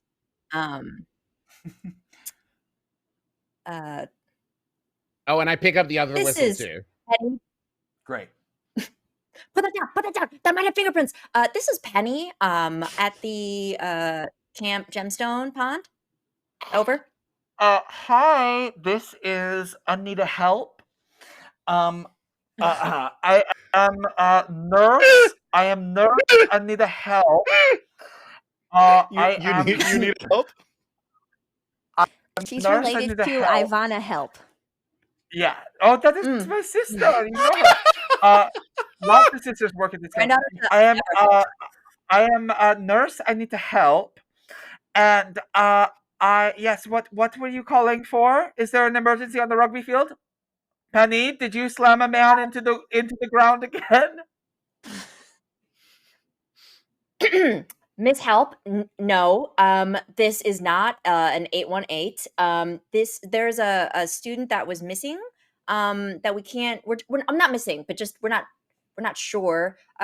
Is Albus over at the infirmary? Over. Yes. Well, first of all, first thing is do not call me Mrs. Help. That is my mother. No, you never help. Her first name is No, you never. And Sorry, hold this on. I is, heard that over. Is that Danish? yeah, it is a Danish word. Yeah, you're Yeah. just picking. Sorry, the static it make me sound a little different when it's not coming crystal clear on the channel. But it is my sister. No, you never help. It's NOUYUN ever help. No, you never help. And as far as who's here, as far as who we have here, at the hospital, we do not have an Albus Severus, but we do have a Dustin Upstream.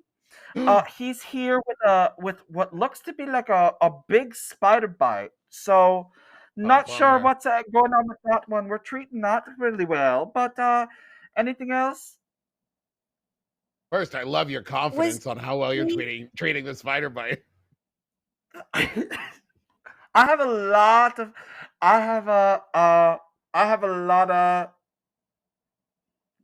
training. Yes, that's the word. I know it's hard. You were probably thinking of the Danish word for training, which is, of course, we call it spug. Oh yeah, you got a lot of spug. I'm full of spug. Hey Penny, I'm flirting here. Could I, Penny, please? This. I'm trying to. We've got a thing going on. Listen. Yeah. Right now. There's a student literally missing. Listen, thank you so much for the spider bite. If you see a giant spider, let us know and we will come and kill it. Do not touch the spider. Thank you so much. The spider's name might be Naomi, and if you see a giant spider-ish thing that responds to Naomi, let us know. Over. Okay. And she hands it back to the coach. That's my cousin's name. No, you me help. No, you Never mind. me help. Oh. Okay. Mike. Okay. Anyway, so listen. We've been looking for 4 hours now. We haven't found the kid. Right? I mean, at this point, everybody's probably over at the big party. I don't know what time it is. I don't wear a watch. I like to live in the moment. But you're our coach. Yeah. The sun I got a stopwatch. Oh, look at that. The sun's set. So that means it's night. One of the groundskeepers here, he can tell time just by the songs that they've been playing throughout the camp. So we might be able to go ask him what time it is. Yeah. Because they play the same songs every day. Oh, that must get old. Oh, wow, yeah. I think we talked about that Wyatt off camera before the stream started. I'm just bringing it back for us. Okay. Well, yeah, and also a song starts to play, and the song is it's Michelle and Alyssa Sneeze singing nighttime, get back to your bunks, get ready for the costume party. Nighttime, get back to your bunks. Sinatra. It's time for the costume party. Yeah. Jupiter do. What's up? Oh yeah, this Is that what you think Sinatra is? You No, know, it's not. When he was singing and in the middle he had a stroke. It's like, can't stop, won't stop, gotta keep singing. Zibbity zoo bop, zibbity a. Let's go. Take you to the hospital, Frank. We're still recording this album. I get Penny and I'm like, let's go. I need to go check on you before we go to this part. And we leave. Well, me and Penny are walking out of the woods. We'll get back to your bunks. We're gonna start at the girls' bunk right now. What are you wearing to this costume party? What are you putting on in the wake of this disappearance? As I check Penny, I will gently ask her. I know, it just I'm checking her hair, I'm checking for bites, I'm checking for everything. Like, I don't know what she's been through, but I'm being very I'm being very mother henish right now. But I'm like, I know this seems so weird to get ready for a party, but like, did you bring something to wear, doll? Got something in your bag? What are you What are you wearing tonight? Absolutely. I heard we were having a costume party and we had to dress up as our heroes. So I have the outfit of a factory worker in the early 1800s because it is a statement on the unnamed proletariat and our stance on workers' rights. It has a hat. And I'll just kind of like I'll just sigh and I'm just like, you never, no matter what happens to you, you just keep going, don't you? But I'm impressed. I'm like, that's good. And I kind of, shuffle back and forth. I'm like, well, I have Wyatt's outfit from when we, you know, went to that hospital, remember? And he pretended to be our moms. Remember that? And I just kind of stare at Penny like this is not weird at all, but like, do you remember that moment? And is it awkward to wear this to the party tonight? Mm-hmm. Oh, You remember Pistol. You remember. Come on. Blanche Debris as I live and breathe. I can't do that accent. You here's the thing. I specifically request that you attempt it through Hazel's accent, and I want to hear it, and I'm excited about it. Oh God. I knew you were gonna Layers. say it. Blanche Dupree or Blanche Dupree. See, you said Debris. Blanche Debris as I live and breathe. That's really good. Fantastic. that was great. Yeah. Somehow no, Wyatt you should hears do. this.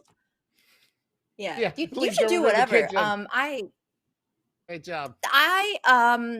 support and just am here for both of you, and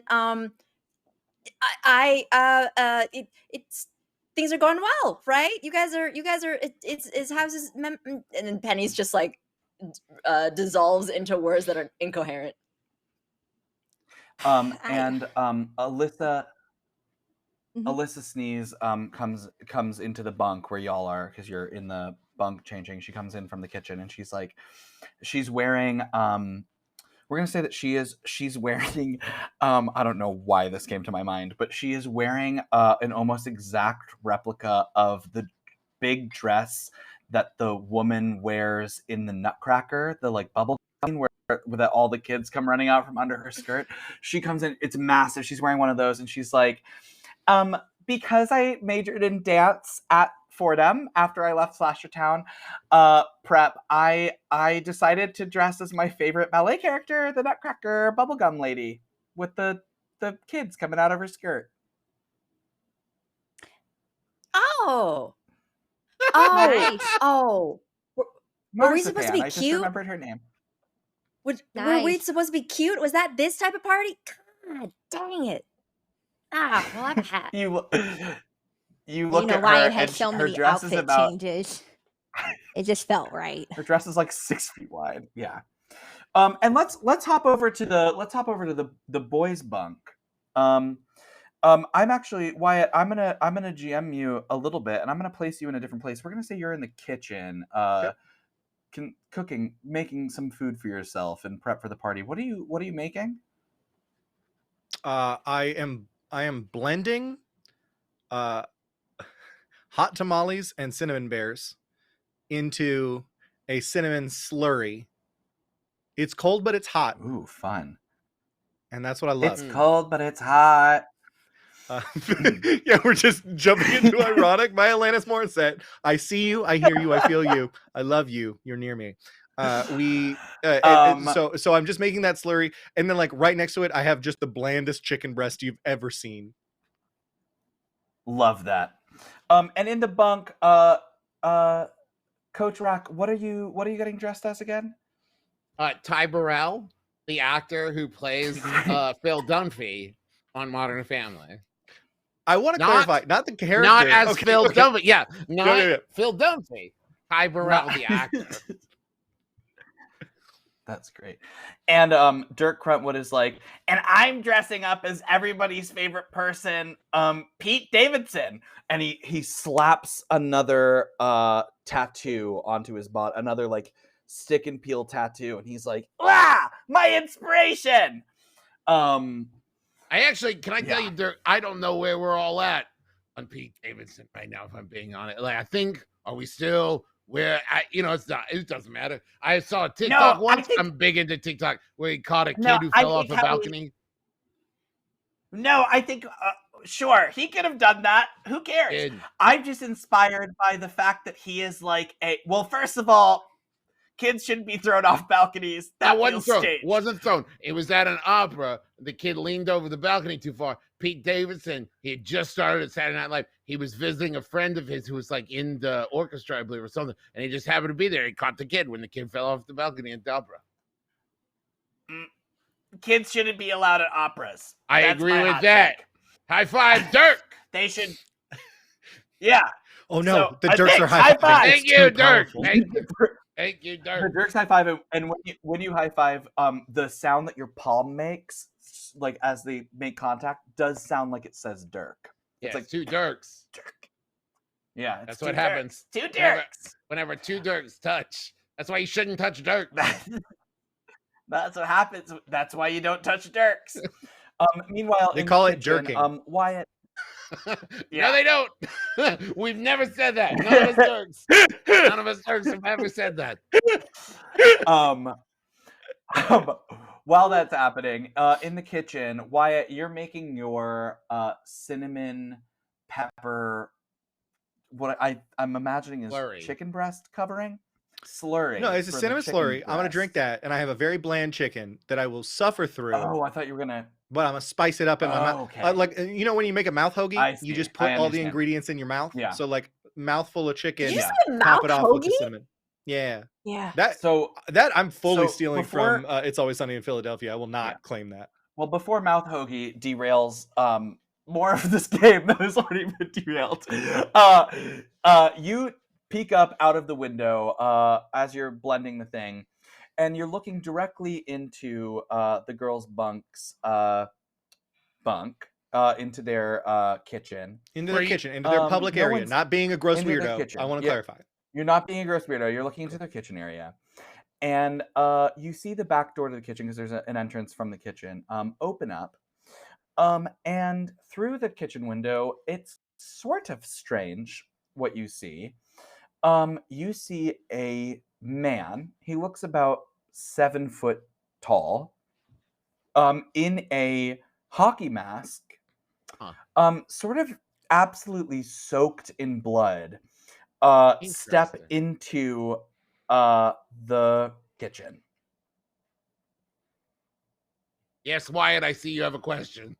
I would like to take my frying pan that has the remainder of the chicken on it and fling it through both windows, creating a loud noise, identifying the people in the next bunk to the threat that now walks silently and soakedly within their kitchen, please. Yeah, so you're gonna open up the window and chuck. You're gonna open up your window and try to chuck the frying pan through, or you're chucking it through both. I'm throwing it through two windows. There isn't time to run over and undo the latch, which is 600 years old.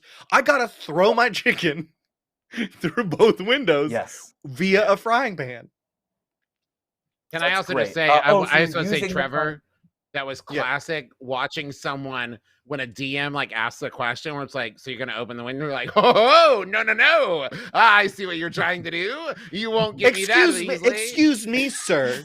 This is an immediate reaction. We are not wasting time on such fiddly things. Love that. Great. Let's have you do that. So you're flinging. I'm sorry that I'm trying to understand the deep mechanics of this. You're not flinging the physical frying pan through. You're using the frying pan to fling the chicken through. No, I'm flinging the chicken is in the frying pan. I was not going to waste a plate on this because I don't like washing things, but I do understand that you need to heat and cook meat before you can consume it. So I was eating it out of the frying pan over a hot stove. When I noticed this, I am taking the frying pan, which has the remainder of my protein sustenance, not my slurry. Slurry is safe. And I am going to run to the window, leap into the air, and like Superman punch, but throwing this thing through both. The frying pan specifically, which happens to hold my chicken. let's do a move roll, but I am going to -1 Oh, because it's two. Because because it's it's two got to windows. get through Yeah, that's fair. 2 windows. Yeah, feels OP if I let you with that move set. Wow. Okay. So, you know what? Let's. You kind of have described it now for me 4 times, but let's just describe it as it happens. Let's just. Can we? So we've seen the build up and then the throw, and then we're just like sitting in the kitchen where this blood covered man, 7-foot tall man, has lumbered in entirely silently, and then all of a sudden frying pan makes it through the window, hits the wall, and then like a little piece of chicken slides in front of his feet. Great. He looks down at the chicken. And He hopefully looks the up. noise from the window was loud. That's what I Yeah. was hoping. He looks down at the chicken. He looks up at you. It's just a 2-second thing as soon as it happened. Let's go to the girls' bunk then. Well, actually, let's start with first the sound hit your kitchen window. Wow, chicken and kitchen in the same sentence is hard. The frying pan hit your kitchen window. So Dirk and Dirk are in the bunk. Coach Rack, what do you do? You hear that first shatter. What do you do? Hey, Wyatt, everything okay in there? You okay? Yeah, Wyatt looks back to you, and you see Wyatt in his outfit, which was not updated to the new choices that his hero had made. So he is still wearing a full cheerleader outfit, except now he has eye black under his eyes, like Becky from the Little Giants. And Correct. Icebox? yeah, looking like Icebox. And he's like, I didn't know how to make a cheerleader rugby. There's a big guy That's not what covered I in was blood asking in their about. bunk. Yeah, okay. Like a costume? Probably not. Oh, okay. Great. Can we And go over there? We're gonna. Great. Which way? How are you getting there? Through the front door or through the kitchen door? Yes. I mean, probably the kitchen door. I would have gone to where the sound came from, so I'd be in Yeah. the kitchen. Yeah, and Dirk Crentwood is behind you, and he's like, I just learned that my hero saved a baby from an opera, and so I'm gonna also help out here. Cool. Amazing. Let's flip back over to the girls' bunk. You hear this crash through the window. What are we doing? Penny, we need to find weapons. And we got to get real quiet. Oh, that's like my favorite thing you've ever said. And Penny takes out from her giant barrel of luggage like an assortment of weapons and like flings it open. Is like, what would you like? Your choice. Ooh, I'll give it to you. So Alley I vibes. sit back and I peruse the assortment that Penny has brought. And I'm like, you pick first. I don't want to impose. Oh, That's okay. smelling for time.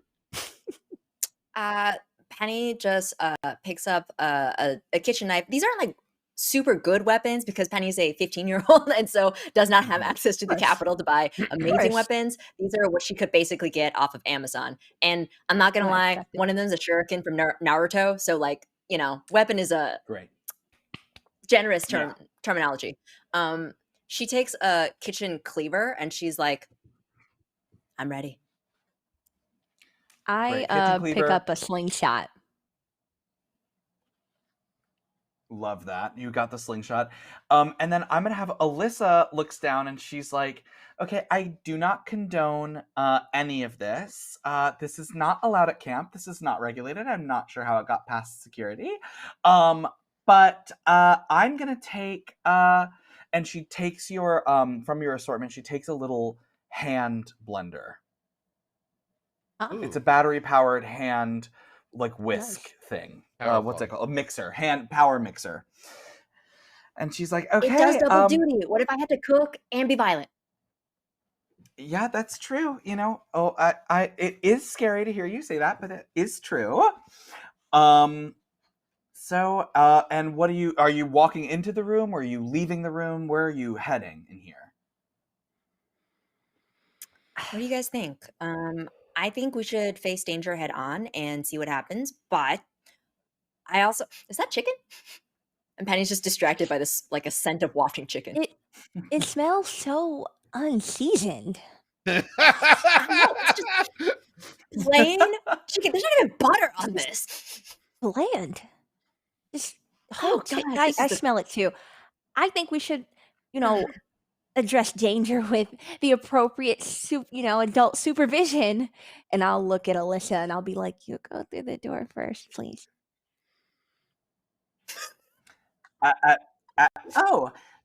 You want me to go through the Uh-huh. door? Yes. Okay. I mean, you're our counselor. It's kind of your job. She turns with her hand mixer and she flings the door open. And sort of the second that she flings that door open, a machete just comes straight down on her head. It just lands right on her head. And you just see like a wet, like her head, and just a thing of blood shoots out from both sides, covering the door frame that she's So on. then what does she do? Yeah, and she is like, She's getting ready for Passover, baby. Yeah. Alyssa. So now that Alyssa the goes- distraction has occurred, are there windows that we can just leap out of? I'll give you a window in your to the left, like facing away from the boys' bunk. There's a window to your left that you can leap out of. Wonderful. But before Alyssa Sneeze says her last words, which is she looks up at the hockey mask where of the person that is holding the machete. She looks up at him and she just goes, and she. Hey, as Dylan, she- that was a fucking great fake sneeze, dude. That was really good. Thank you. That's really funny. I thought her sister Ivana Sneeze would want to do that, but there we go. As I recall, her sister's name is Michelle Sneeze. Yeah. Oh, Michelle yeah. Sneeze. No, someone's gonna have to tell Michelle about this. Yeah. Yeah, yikes. Yeah. Oh, you know what? And on that, as she slides down the machete, and Hazel, I'm assuming you're jumping out of the window to the left. As that's happening, Of course, telling Penny to follow. The camp thing comes on, and it's Michelle, and she says, it's Michelle on the camp thing, and she's like, "All right, campers, time to head over to the hockey pavilion for Hero Night." I actually did a last-minute costume change, and I decided to dress as my hero, my sister Alyssa. See y'all there. Oh. Oh. It's gonna be inaccurate. Yeah. Hazel, so you're gonna try to jump out of that window. Can you do a move roll for me? And Penny, are you following as she gears up for that move roll? Absolutely. Great. So you'll also do a move roll for me, where it's 2 move rolls. And You know what I believe. Moving. I'm gonna add a die. Give myself a chance. Great. Oof. Oh my god. Don't that, say oof. Also add a die. that actually helped. Wait, what? I got a 6. Oh, you got a 6, but Uh, Penny got a 1. I got 2 4s, 3s, and a 1, and that's with my added die too. Oh. Oof. Do you have a Thank you for reroll? the add. No reroll. I do not. Nope. Okay. Hazel, how do you get out of that window? Like a civil human being, I slide it open and hop out. Great. She slides it open and hop out. Penny, you're gonna try to do a big move. You try to rugby your way through actually the wall next to the window, but you just hit yourself. You ricochet back. You trip over. That's day 2 training, Penny. That's day 2 smashing through walls. You trip over the candle that has fallen off of the mantle. Where the candle was, and you slide and you fall flat on your back, as at the same time Alyssa's body falls off of the machete, and who we can now say is Jason Voorhees in this hockey mask turns his attention toward you. Now let's go to the men. You have popped out of the bunk, yeah? Yes.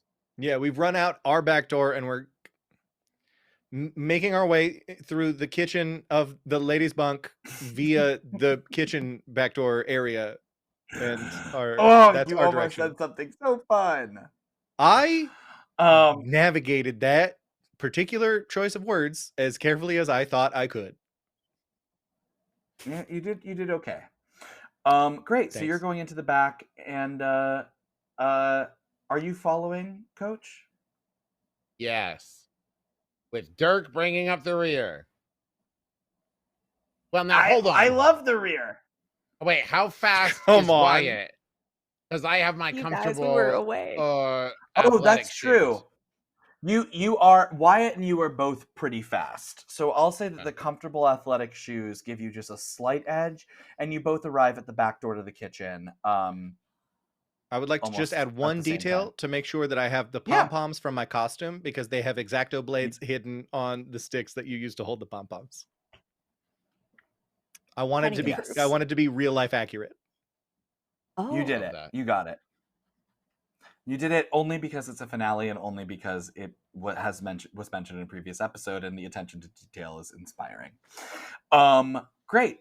You burst through the kitchen, Dirk behind the two of you, to see Jason Voorhees making from the back, and yes, that ass is chiseled. Oh no, he got a dunk. And he's got the dunk. And he steps more into the bunk from where you are. You can't. He's so big, he takes up the frame. You can't see what's in the bunk. I am going to just charge him and like shoulder check him. Great. In the like small of the back. I think it's going to be my impulse. It's what Ty Burrell would do. Yeah. Yeah. If I can help him with this roll, I would love to like grab the frying pan and slide it to try to hit his foot to just make him that much more susceptible to being toppled over. Yeah. Let's do a for you, Wyatt. Let's do a move roll, Go. and for you, Coach Rack, let's do a force roll. Okay. Oh no way, that's too many.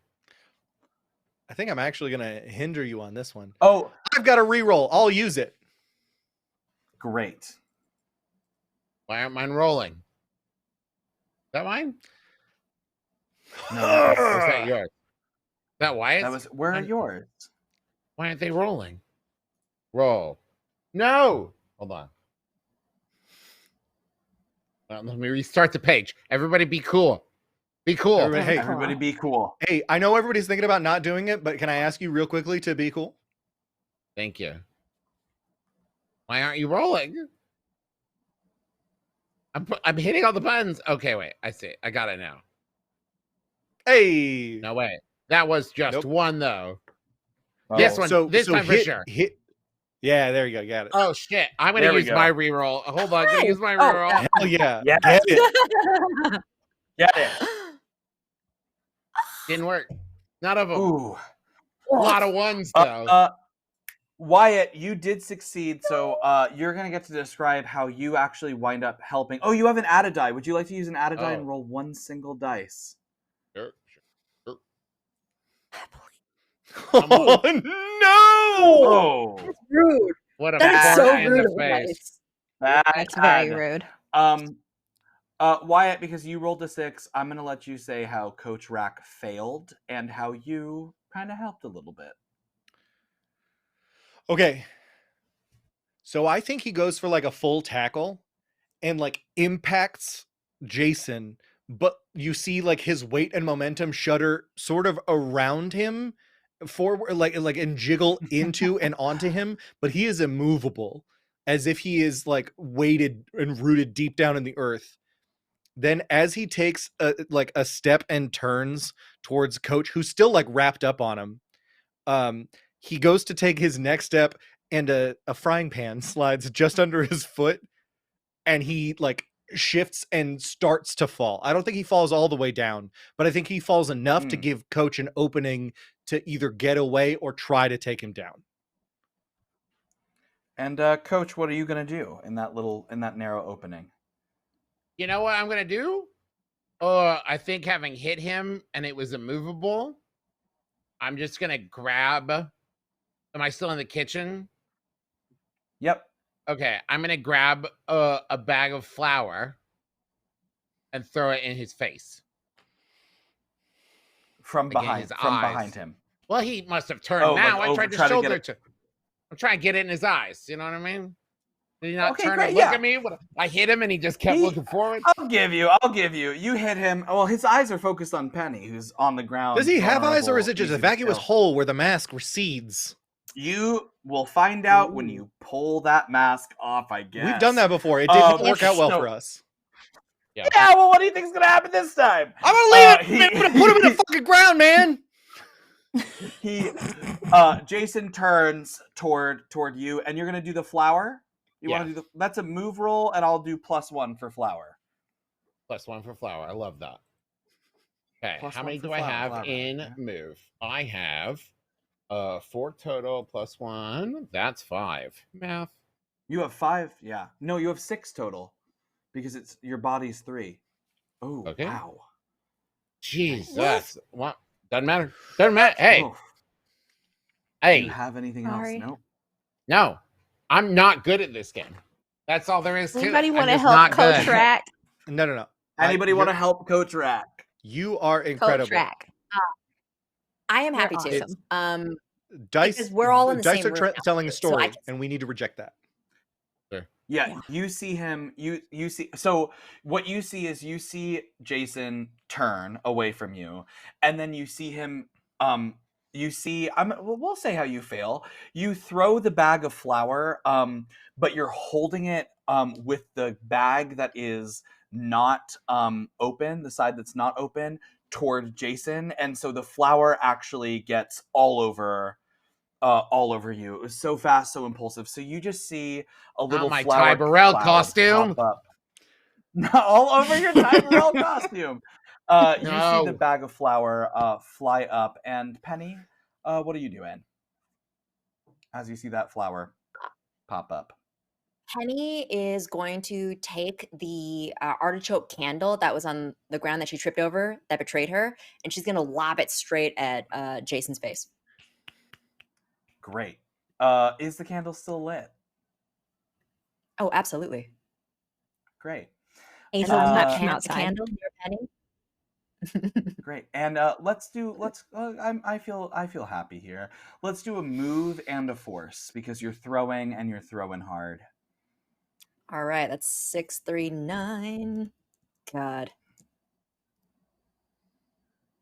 Yeah. Oh my God. I was waiting till she succeeded to let everyone know flour is incredibly flammable. Yes, it is. Yeah. And I'm pretty sure she knows that. Yeah. I mean, sugar would be better, but flour will do in a pinch. Looking to start a fire. Anyways, so Penny takes the candle and just lobs it straight at this guy's head, and the flour catches on fire, and it lights his face up.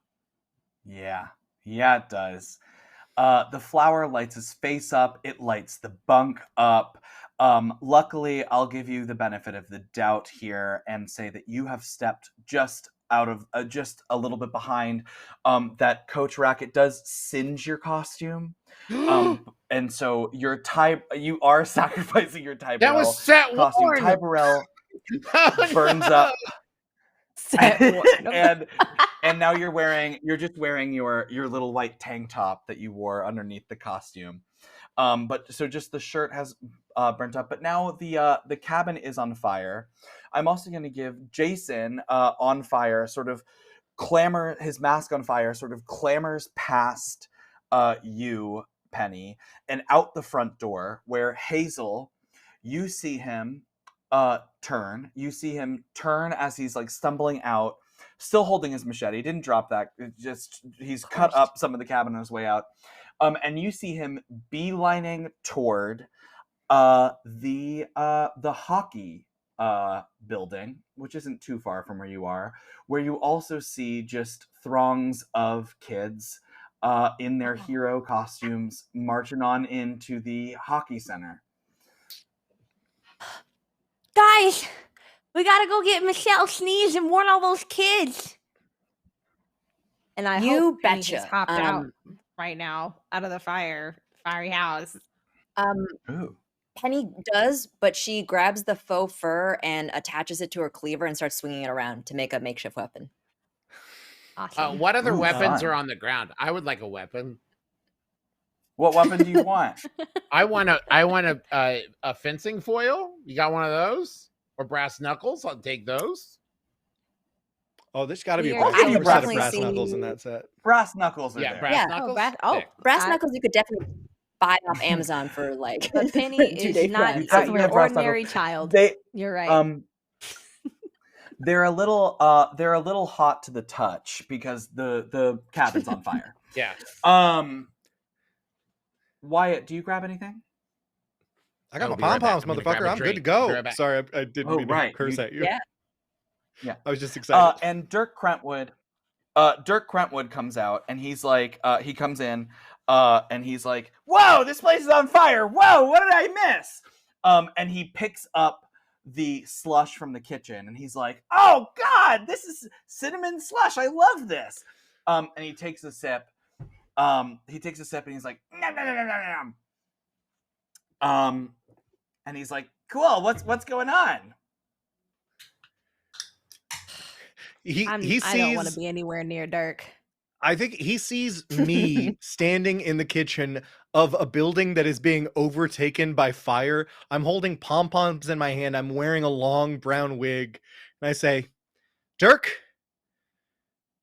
we gotta go save some lives. Give me my slushie." Come on, guys, we Can I gotta trade them go. for the pom-poms? Me and Penny. Can I trade the hope, slushie for the pom-poms? You don't want these Oh. pom-poms. Okay, then I'm gonna hold on to the slushie for now, because how are you gonna hold pom-poms and a slushie? I'd figure it out, Oh. Dirk. Oh, it got you Okay. there. That's so good. Okay, when you need it, I'm holding it, and when you need it, you can have it. You hear Guys, we need to Hazel get out. call out. Yeah. Yeah. You get out of that burning building. You go out through the front, the same way Jason exited. And Hazel, you're the only one that saw where he went. So Guys, we have to go to the hockey field. The party's starting, and I'm pretty sure Jason's gonna murder everybody. We gotta go get Michelle and just warn all those kids. We gotta get him out of there, or at least stop him. Coach? Okay, do you think this is a time to tell her about Alyssa? I saw Alyssa on the ground. Should we tell her about that now, you think, or after? You know, honestly, I don't think that's gonna work in our favor. Don't you have a walkie? Can you walkie Michelle? Oh, With this costume? It doesn't go with the let me check. Hold on. And he starts digging through his pockets. Yeah, here we go. Let me see. Let me try. Come in, Michelle. Hi, it's Michelle. I'm just here right at the entrance of the hockey game, or the hockey building, inviting all the kids in. Oh my God, I love your outfit. Who are you? Oh, you're a suffragette. I love that. Well, first let me say your sister is totally fine. Wink. Oh my God, that's so great. I'm dressed as her right now. She's gonna love that. She's gonna love Also, that. if you see a giant, like 7-foot tall dude in like a jumpsuit, like a hockey mask, covered in blood, don't let him in. Oh my God, I'm so sorry. Hold on. Oh my God, you're dressed as that guy from Friday the 13th. Michelle. And you just come in. You just hear. Sorry, there's some. And then you're breaking up. Can you say that one more time?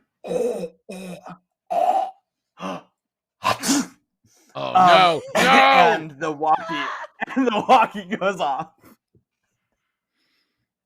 Okay. Okay, I think we need to hurry. Yes. I think, well, rest in peace, both Sneeze sisters. It went out with a gazoon tight. Do y'all not have any Ah, like finished. weapons? Something? What? Got brass. A I gun? flip my I'm pom talking pom. to I flip Coach. my pom poms upside down Oh, and reveal the X-Acto knives.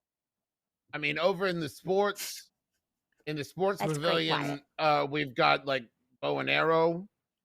We have some like practice like target pistols, but they're like one shot each.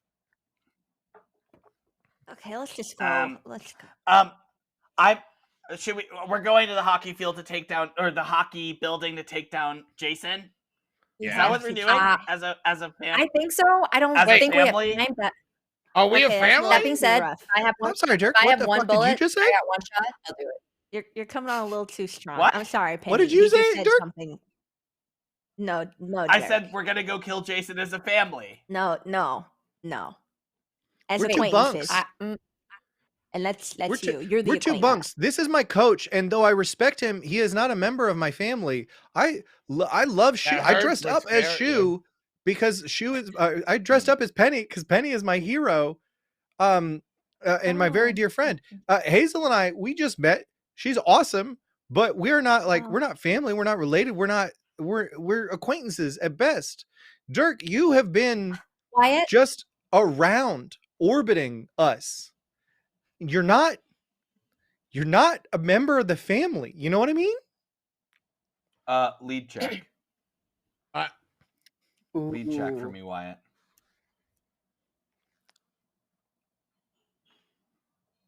Okay. Oh, I didn't see it. Oh. Yeah. I'm gonna take this success description from you. Sorry. And I'm gonna say you do that so well. You affect him so hard with that he just looks at you and you see just a river of tears flowing down his face as he beelines toward the hockey center. Absolutely just starts booking it, and he's like, I'll save them myself. Oh, You guys wanna great. take Now the we're gonna have golf to cart? save another.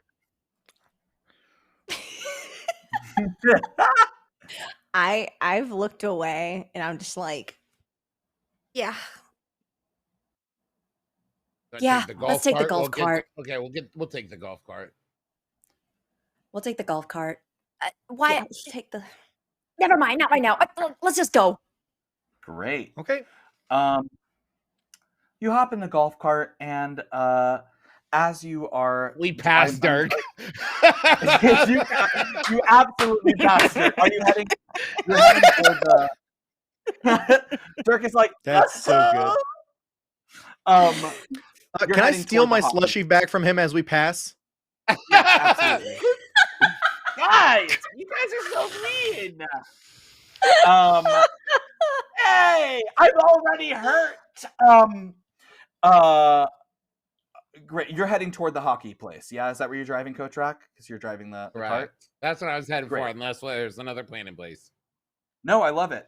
You're heading toward the hockey facility, and on your way, on a couple of trees, right by the hockey thing, you see a person in a ski mask holding what looks like to be a scythe, and they're tapping it menacingly. How tall are they? They're like 6 foot. They're built Like 6'1"? Like you? 6 foot. There's a They're difference. 6'1". There's a Okay, difference. now it's intimidating. Now it's intimidating and powerful. Now that I know it's 6'1", that's something to take That's notice different. You're still on the 6 cart. foot. Can Penny, while she's in the cart, lean out and using her like makeshift mace, for lack of a better term, of the cleaver and the faux fur, just trying to like whip it at this guy?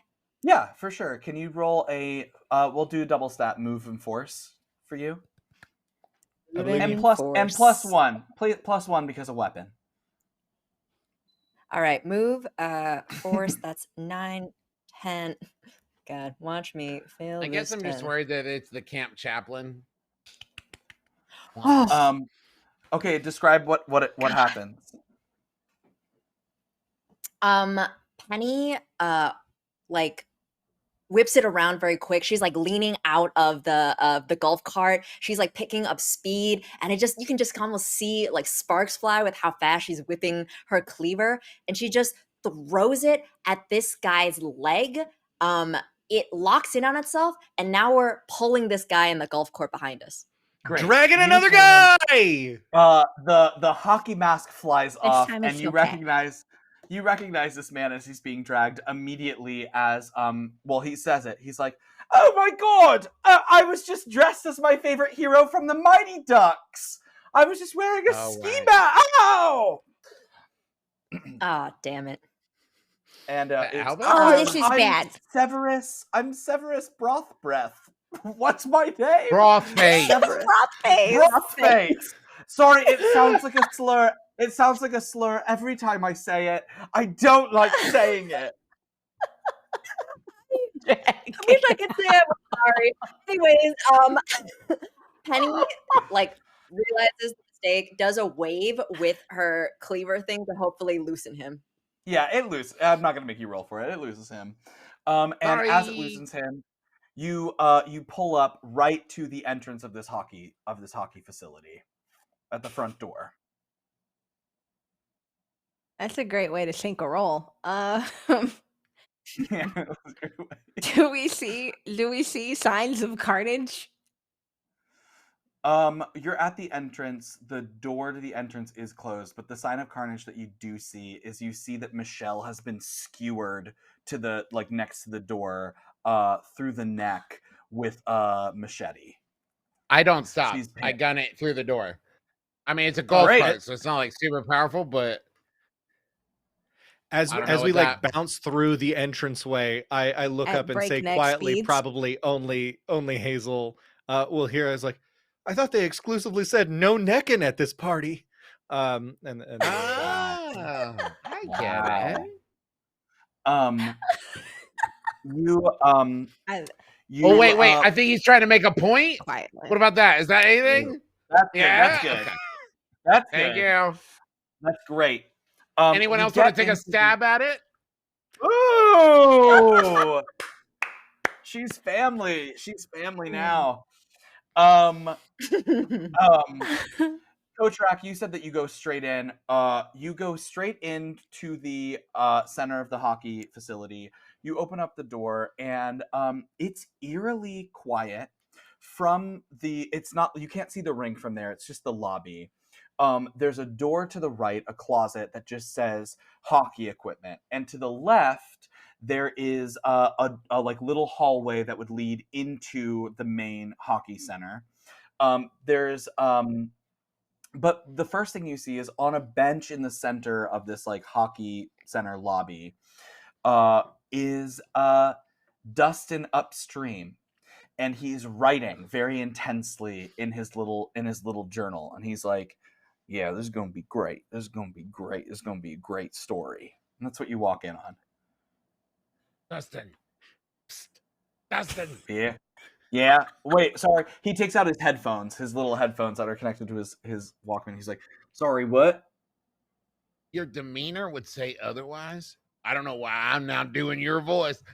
Your demeanor would say otherwise. But, have you seen, I don't know, like a Jason Voorhees type around here, like with a machete and cutting kids? Well, I was just writing. I wasn't just a Jason Voorhees, and I haven't seen no Jason Voorhees except in my story. I was just writing the section of the story where Jason is about to kill a bunch of people, and then Oh, he no. stops because he finds true love. He finally Dustin, finds true love. I think that's in a magic hockey notebook, and whatever you write is coming true. match. like Death Wait. Note? We've already What? done that This storyline. is weird. He's also wrapped his arm in gauze. His arm is wrapped in gauze. And he's like, "Wait, what?"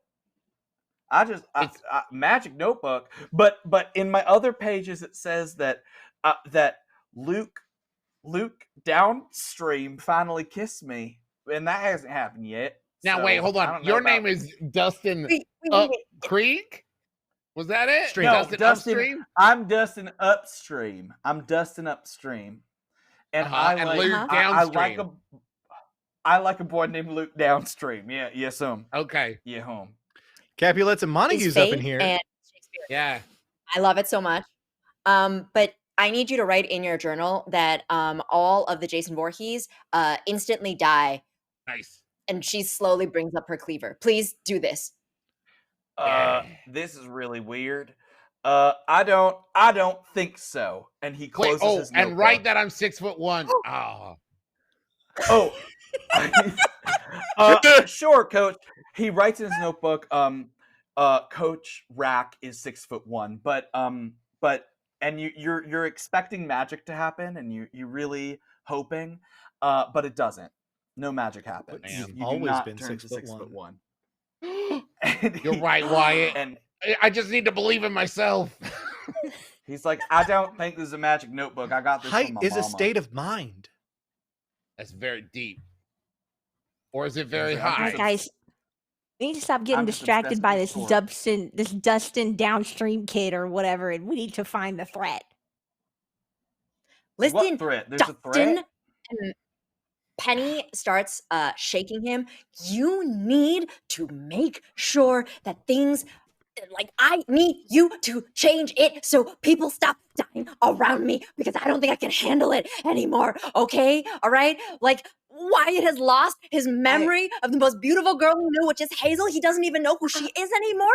I have to hang out with this coach guy all the time, and I'm kind of into rugby, but I really miss cheerleading. So I need you to write, or I will use the voice on you.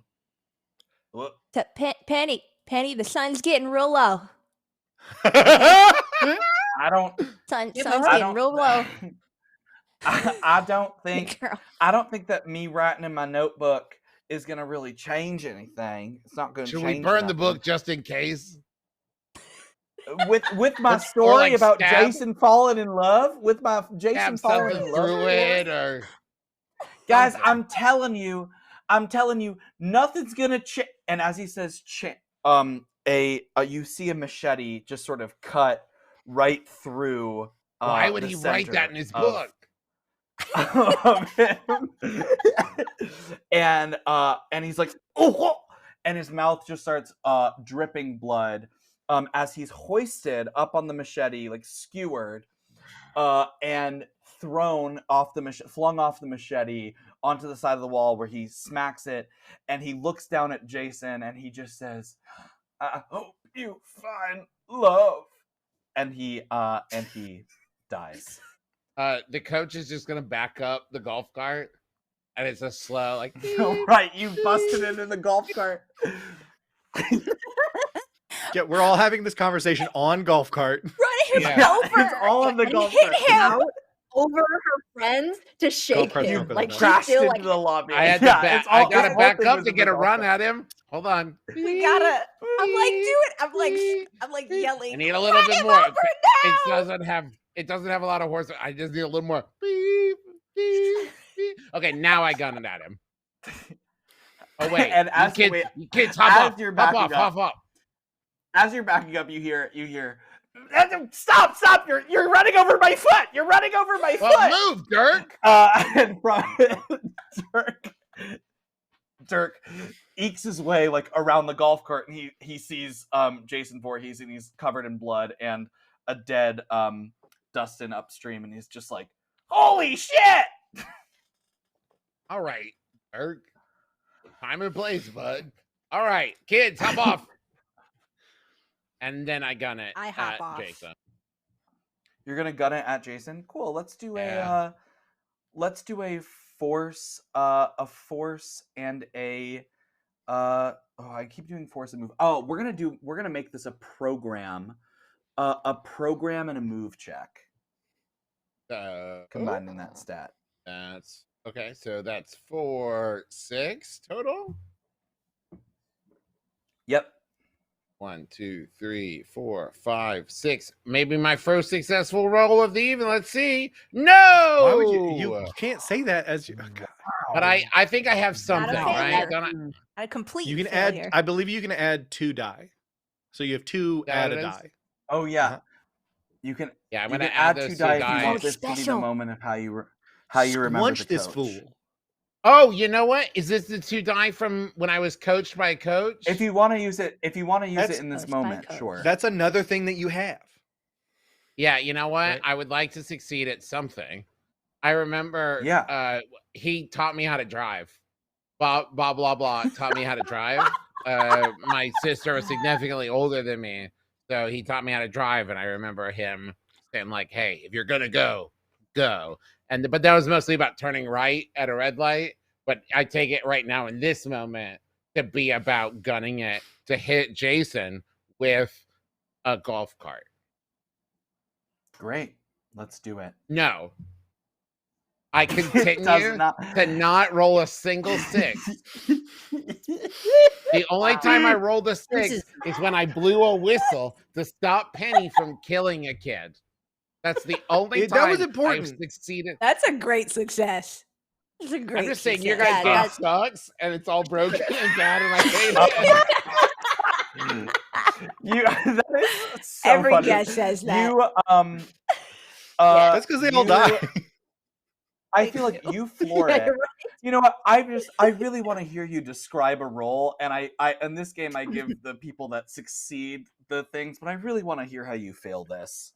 Okay, So yeah, you so can I you gun can it. describe your I failure. gun it, and I'm like flying, I'm picking up speed, and in my head, I'm like, I can hear my own voice saying like, they're like a son to me. I can never have my own kids. I do anything with these, and I hear like blah blah blah, like I'm so proud of you. This is what we always train for, and I'm like, yeah. And then I hit him, and the front of the golf cart just crumbles around him because it's made out of really flimsy plastic, and I was going about 2 miles an hour, and it just like crumbles around him.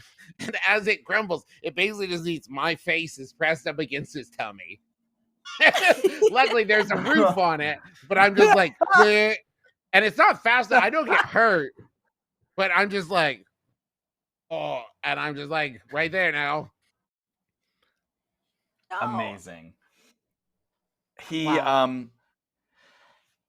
Jason Voorhees looks down at you. The car crumbled around him, and he pushes the car. He pushes the car out of the way. He just pushes it back. I'm gonna do it. I'm Please. gonna do it. He pushes the car back, and he pushes it with a ton of force. Wyatt, you jump out of the way. Hazel, you it's not much of a jump. You're just sort of stepping out of the way of this car as it's pushed back. Can I say I pull yeah. Hazel out of the way as it moves by? Yeah, totally. You pull Hazel out of the way as it moves by. I am with my feelings, Wyatt. Penny, how do you get out of the way? Penny just barrel rolls out. All that rugby. Great. Penny barrel rolls out of the way. And as the car makes impact with the back wall, you hear and you turn to see the golf cart has severed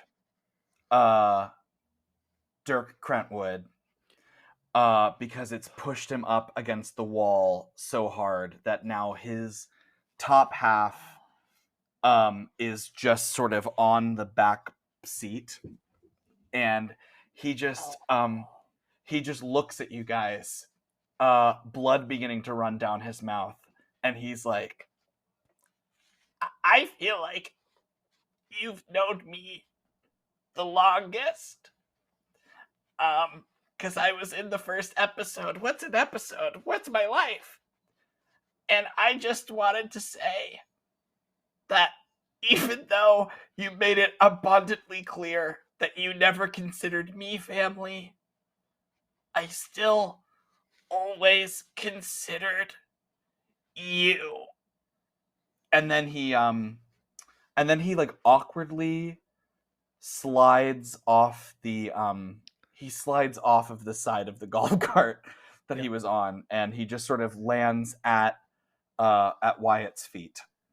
When how's he's done Coach talking. doing? Sorry. Just the important thing. How am I doing? Oh, you're fine. Yeah. Yeah. You're This is fine. the other Dirk got messed up. Yeah. The other Dirk two got Dirks clipped by enter, the. one Dirk leave. Your fail killed Dirk. Yeah. So Dirk Quentwood at my feet, who is no longer speaking, but there's definitely still some neurological activity still within that brain of his. I'll look down and say, just because we didn't get along didn't mean you were a bad guy. And then he looks at you. He still has neurological damage, but it's like weird severed. And he just looks at you and he says, "Fuck you! I'm Dirk Crentwood. I'm Pete Davidson." And then he dies. Oh, what a I Chad. I messed it up. He just says, "I'm Pete Davidson," and dies. Oh my god. Did he mess up his own last words? It happens more Classic often than you Dirk. think. Yes. Yeah, history doesn't often Yeah. reward that. Honestly- He also shit himself. And his shit is over there because like this was just his top half. His bottom half over there is ruined. And Guys? when y'all turn back up, yeah, Jason's gone.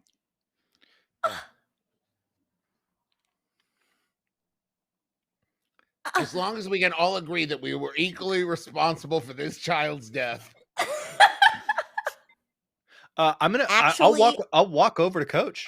I'll walk over to Coach and like grab his forearm, not his hand. That's weird. Grab his forearm and be like, Coach, we've been around enough death to see that like you can absolutely bear responsibility for things that you didn't make happen. You let someone leave. You asked someone to do something for you, and then someone else took an action that was so outside of your control, so outside of your realm of thought that chaos ensued. That's not on you. You tried to save us from that. And then it points to empty space on the wall. What he did after, he did, not you. I'll pop up behind Wyatt though and be like, but according to camp code, this will not bode well for Yeah, I get that. Camp Hey, Gems Wyatt, Pond. Wyatt, do you want to hold Jesus, hands? what? Because it kind of seems like right there for a second we were going to hold hands, and I'd be comfortable with that. You go hold my hand like I was taking you to the zoo when you were my son, and I was showing you around all the animals, and I'd be like, "Look at the cheetahs, son," and you'd be like, "I love the cheetahs, Dad, and I love you." And it'd be really nice if you want to hold hands. I don't see anything weird about it. Hey, Coach, Yeah. I have a dad, Oh yeah. but I don't have an uncle. Okay, I'll start there, and we'll see how it goes. Yeah. Now, do you want to hold hands like an uncle and nephew? kind of I thing? see. That's not. I think what this is gonna be. Okay. Guys, we gotta go and stop Oh, Jason right, from right, murdering.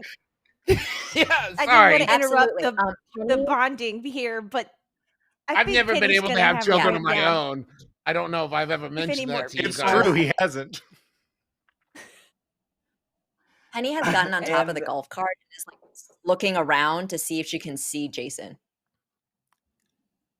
You can't see him immediately, but there's really only the hallway that goes into the main area. And while you're looking at that hallway, from behind not from behind the crushed golf court, but from into the entrance, you see Granger Brothface. He comes in, he's like stumbling, and he's holding his ski mask, and he's like, "Oh, I thought that I was going to find love at this party while dressed as the guy from the Mighty Ducks in my ski mask, or my hockey mask, but I won't, because I am covered in dirt. I can't do anything.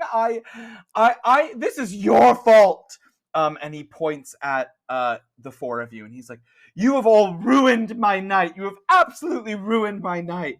What am I supposed to do with this now? What am I supposed to do?" Man, I just really have to stop you. Was this supposed to be Coach Gordon Bombay? Shh. Okay, fine, you got me. I've never seen The Mighty Ducks. I do not know what that movie is about, but there is a young man in there. His name is Luke Downstream, and he loves The Mighty Ducks. He loves The Mighty Everybody Ducks, wants a and piece of I Luke wanted to Downstream. impress him. All right.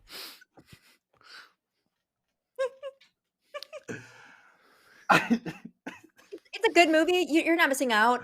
What's really important is the class warfare that's there, and There's a how lot of that. different suburbs of Minnesota are, and Edina sucks. And we should all die on that hill. Yeah. And she's like, "Have you seen someone in a mask?" Also, have you seen the Have I movie seen- Airborne? It's another movie you should check out. It's just very good. Oh, so good. Such a good movie. I love that. Airborne That and is- Brink. Huh? Brink was like the made for Dog TV in it? version. Basketball? Airborne is the one with the puppy. No, The- that's Air the Bud. mirror- Airborne is Bud. about inline skating. It was filmed in Cincinnati, Bud. Ohio. Airborne is It also the has- movie if I where don't- Gwyneth Paltrow gets a virus and she spreads it to the world. No, I think that Wow. is Outbreak. Those are different movies. Airborne, crap. I believe, is That's- Jack Black's first movie appearance. Yeah, they go Yes. down the devil's spine, devil's ridge backbone. It's Devil's Backbone. Thank you. Devil's Backbone is a horror film. You're No, taking the that's wrong the- thing I think from what we're saying. What? I'm confused. I'm holding a hockey mask. I don't want it. Here.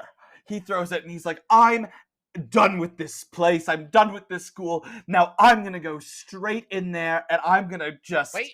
tell Luke Downstream. What? What? there's a big old killer in there.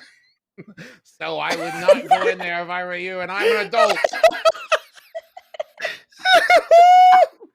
We need to I'm check sorry. your teacher's license. This is not how I you don't got conduct one. an I'm a emergency. coach. Can you do a lead roll? That's very Can you true. do a lead roll? Those who can't get licensed, Coach. coach.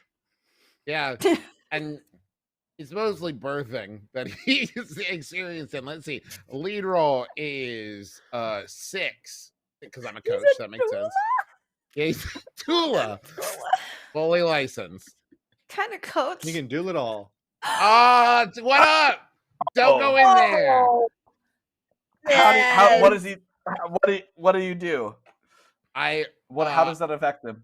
He starts to go for the door, and like shut, and then I just put my whistle in my mouth, and as he touches it, little blip, whoop, and he's like, "What?" And I blow the whistle again as he touches again, just a little thing. And he's like, "Damn it, you're right, whistle, man. You can't stop the whistle. I gotta listen to the whistle. You're a coach." And he's like, "You got me on this one." And I'm like, "No, I need you to go to the infirmary. Whatever you do, protect Anita. Help. She's the love of my life. Go, fly, you fool." He goes to go. She's out the pregnant door. with my baby. He It's opens the it. coach's heart. Pregnant with my baby. Yes. Got it. He goes to open the door to get out to leave. My He's whole house is about to wet. leave, and he opens it. And as he opens the door, as Granger Brothface opens. Thank Patrick you. Rothfuss. Opens the opens the door. There, standing in the doorway, pregnant, is Anita Help, and Yeah. she's like, My Danish love. I could smell blood because I've had so much spooge that I just know I needed to be her. Listen, we went through that spook together, honey. When I was training to be a doula and you were training to be a camp infirmary nurse. But you That's can't be right, in we here. went through It's so not much- safe. What do you mean it's not safe? Well, not safe for little Albus Jr. And he bounces on me. Oh, That's right. We're naming him Albus Severus Jr. after him? I kicked his ass. You know what? It's fine. It's fine. I'm really happy for you guys. Hey, Anita, Vana Help. Have you seen a person in a mask killing people with a machete? Have you seen a machete? No, but I did. No, and then she holds up the severed head of Albus Severus, and she's like, "No, but I did find the severed head of Albus Severus And what's your on the ground, prognosis? and I just sort of my well, his teeth are good. His Good teeth start. are good. But the rest of him not so much. If we find the rest of him in time, does it look good or look bad? Sweetheart, Yeah, love of my life. yeah. It's not looking good. Oh What? no! It is not looking good. And your accent is slipping as well, my love. That always happens when you're so stressed. I am so stressed. You're I becoming can't Irish. help it, but Oh no! I That's, become Irish when I that's the stress. worst version. You know, I pregnancies know. can really do that to a person. You know, I really think we need to just we need to get on the PA and just evacuate the camp Oh, and here's hope an we idea. don't run into Yes. Jason. I'd pull Yes. the fire And alarm. you I can't did- That's a evacuate great the idea. camp. So pull the Evacuation. fire alarm. Yeah, fire alarm. Well, Let's I do did this. see pull the fire alarm, but you can pull the fire alarm.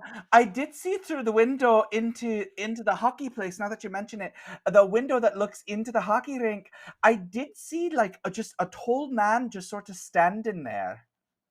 Were there other kids He in looked there? way taller than a teenager. Yeah, Is she everyone was still just holding the dancing. severed head, by the way? She is still holding the severed head, and the severed head is moving its mouth in perfect timing with. Oh Lord.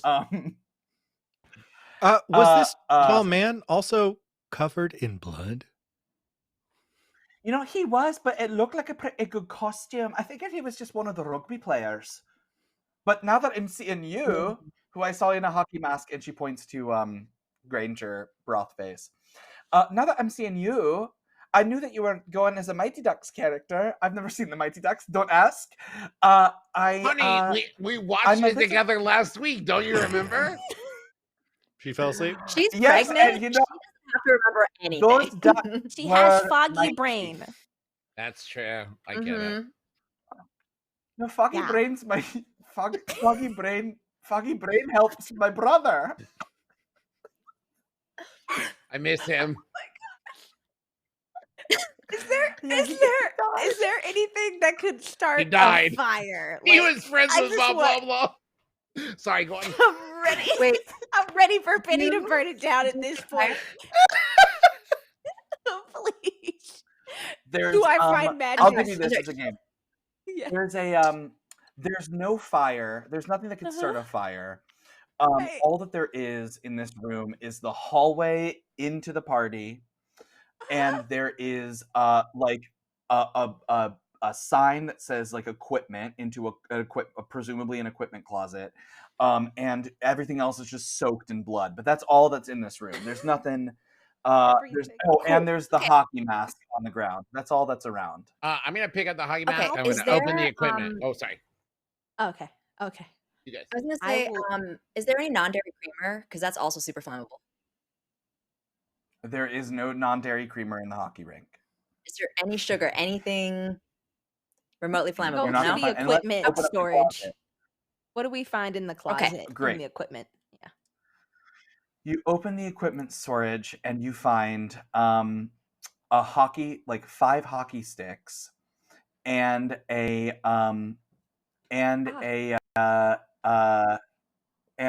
collection of hockey masks.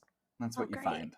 All right, everybody, Just grab a hockey stick sticks and and hockey grab a mask. mask. Ducks fly Grab a stick together. and- Quack. I put on the mask. Quack. I get the stick. Quack. I'm just going with anything at this point.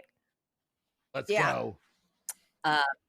Penny takes another Gatorade and crushes it over her head. And that is her pregame. She's ready. Quack, Great. quack, quack. Quack. Quack. Quack. Quack. Honey, you stay safe and protect your accent. Let's go. Protect your I will. accent. I'll just. She puts on a mask and she just is doing it for fun. She's like, I'm just gonna sit here though. Okay. Great. So you all have your masks and I your love hockey her. sticks. Where are you going? To the rink. In the rink. Into the center of the rink. Yeah. Great. Let's Who's going do in it. first? I'm gonna go in as the adult. I will go in first. Yeah. Great. You all step into the rink. In order, it would be Coach Rack, Wyatt, Hazel Penny. Hazel Penny, and I think what's his name did it too. I think Brothface is also in a mask. Oh, with it was the Hawks. quack. It got him. It was the quack, and you step in, and what you see, it's sort of weird, but you see a Jason, the one covered in A blood. Jason type. Adjacent. He's holding his machete, and he's looking around. He's looking around the room. He's just like looking around, scanning the faces of the people that are dancing. Just sort of like looking around. He's just looking around, and he looks. You can't really see his expression because he's wearing a full hockey mask, but his eyes look like they're really searching. Looking for love. In all the wrong places. Thank you. But what he's should not. we do? Is he like? Are there bodies around? Like, has there been any chaos that he Nope, walked there in? has been there's been zero death. He is just looking around. Do you guys think Dustin downstream, upstream, all the streams was right? But he's Do looking you for think love. I he's don't just know. looking for love? Maybe his story, maybe he got it right in his half-written manuscript. We need to finish writing the story. You're right. We got to find this book and finish writing in it to make it come true. Well, metaphorically, not Okay. yeah. Let's not go down that path. Penny throws her hockey stick at him.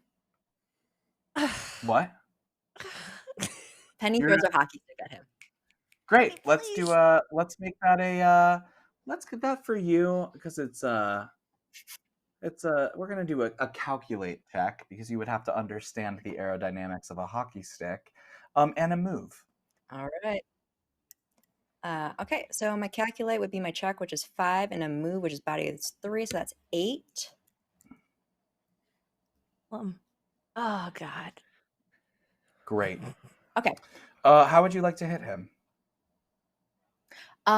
Penny takes the hockey stick and she calculates very quickly in math. Remember, she used to be head of the robotics team, very smart, and she is able to calculate the exact what it would take exactly to launch it. So it just rips off the mask.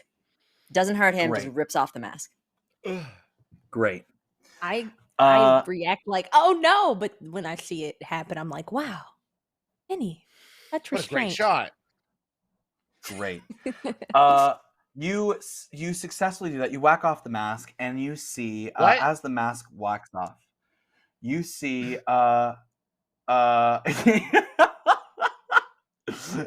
okay, you see just a dirty, gross, like bulging, soaked, drowned face and hair, just stringy hair from the sides of the mask, and you get a sense that his breath probably smells like piss candle, and he turns to you, Penny, and he sees you, and Jason makes just the biggest smile, and it's one tooth, but there's a smile, and he makes a big smile, and he just like his eyes just light up bright, and he starts taking he drops his machete, and he just starts taking steps toward you.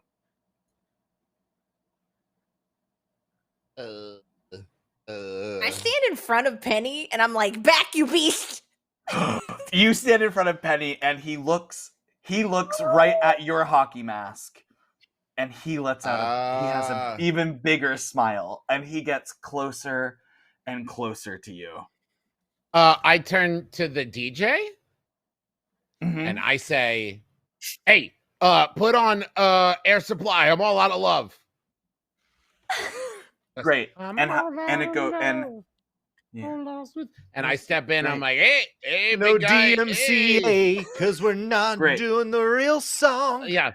And He's as you know, I also coach ballroom dancing.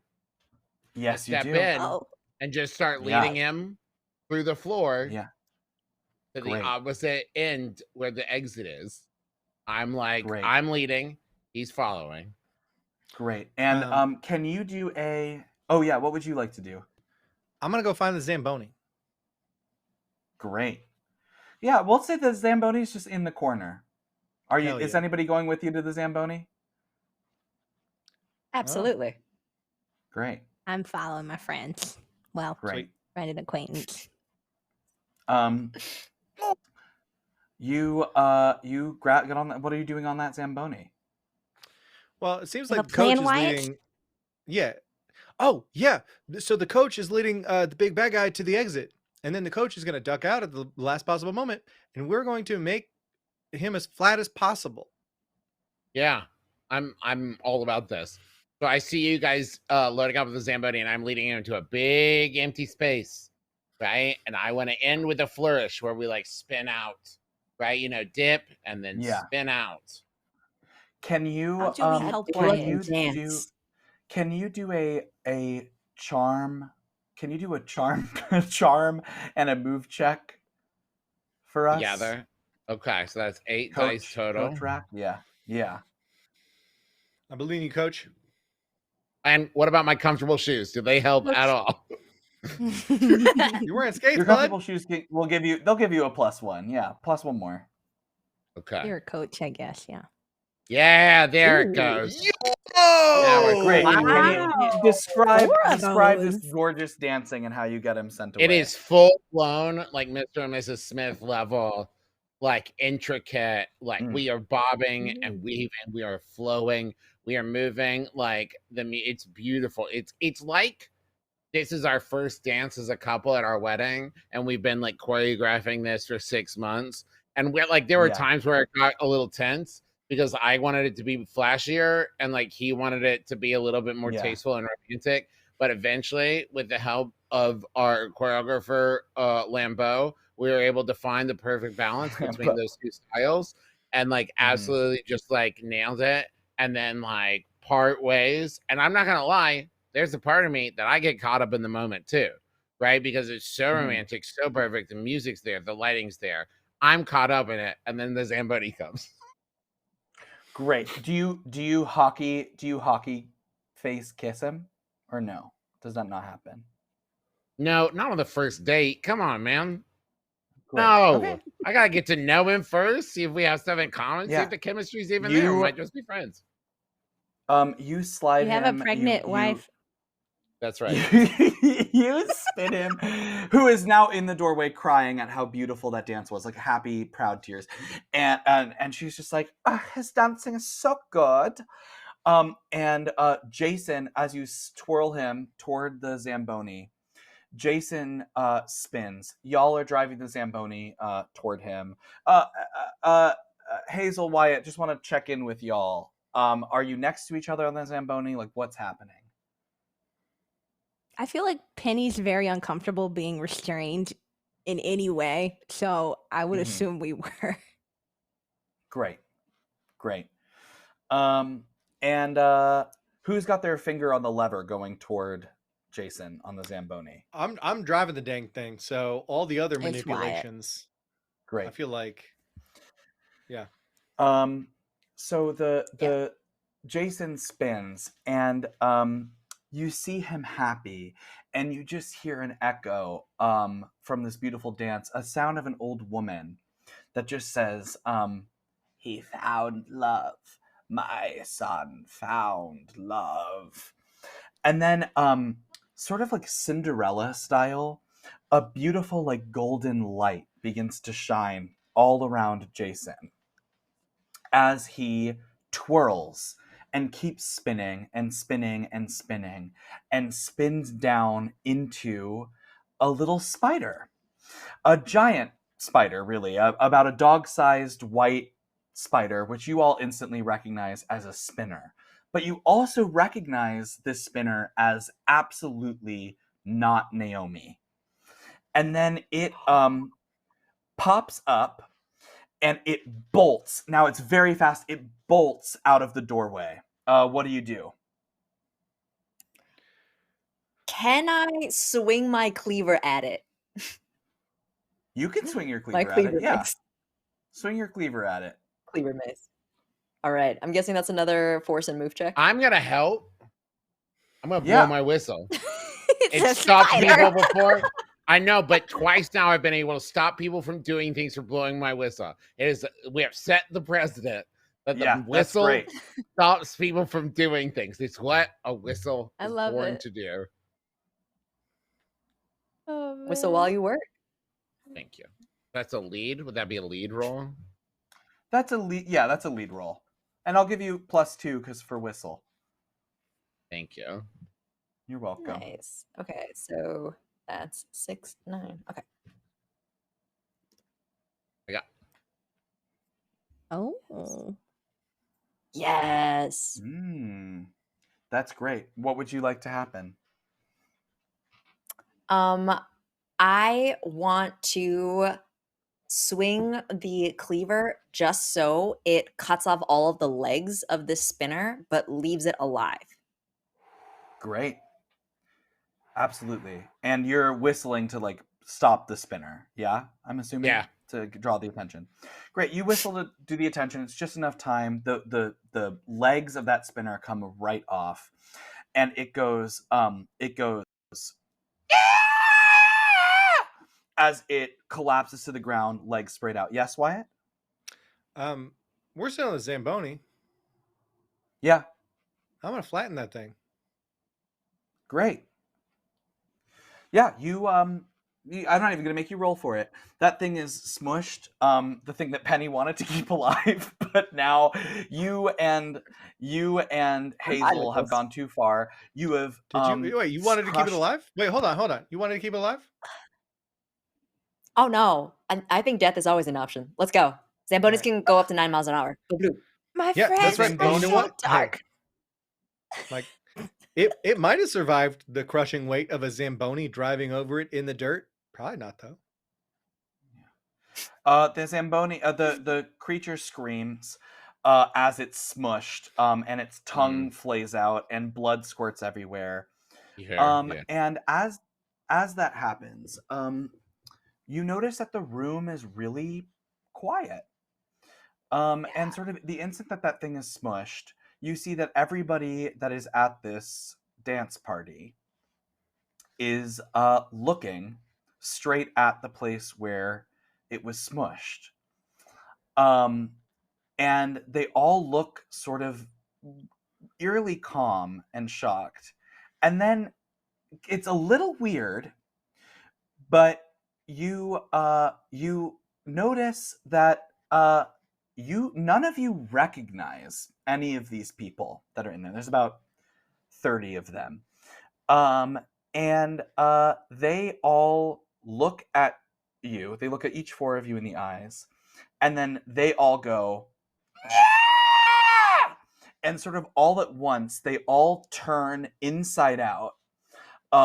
Like legs sprut out of the sides of them, and suddenly there are 30 of these spider creatures, these spinners, on the ground, and instead of charging at you, they all turn and run straight through the hall, straight out the other side through the door, on the other side of this facility, through the emergency exit. They bust through, opening the doors to the emergency exit. The night sky seeing, and because the hockey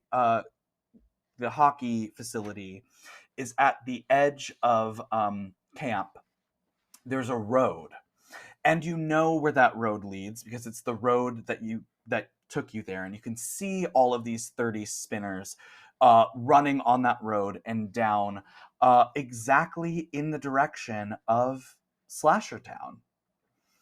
And you see them all just clamoring down the street on the other side of this hockey place, and the doors shut closed.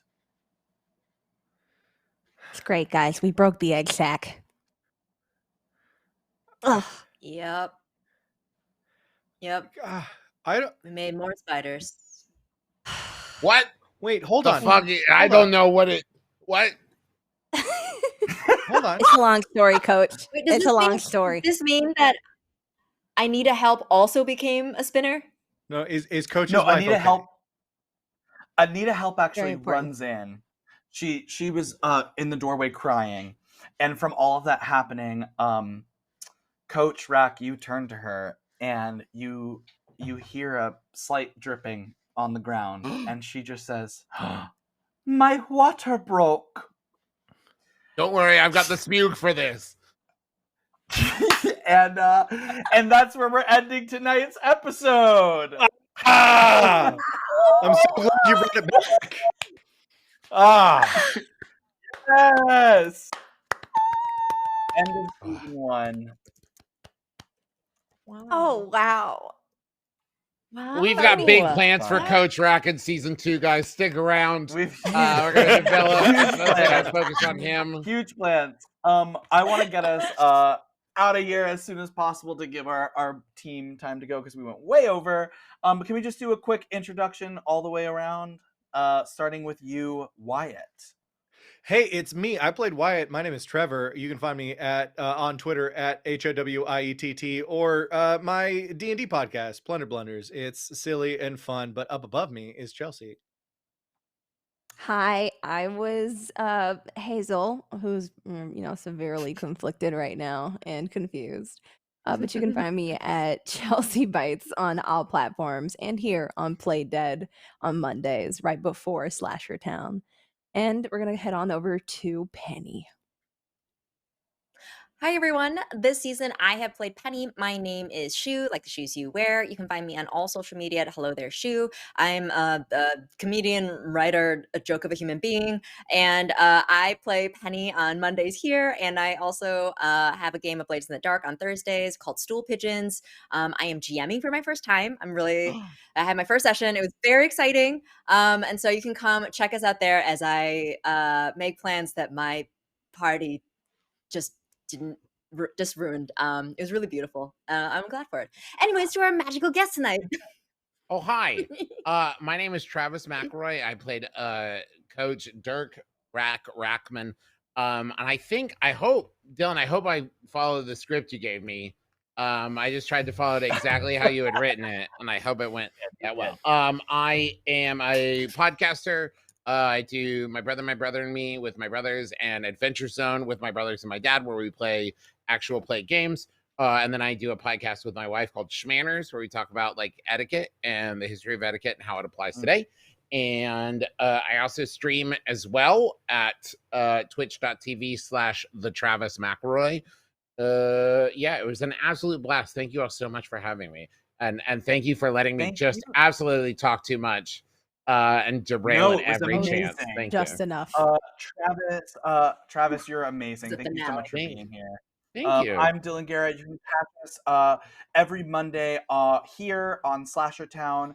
But I believe we are taking 1 week off. Next week we will be off. And then we'll be back with season 2. And Travis, because I have you here. Yeah. We're gonna add a little post-credits scene. What? It is night.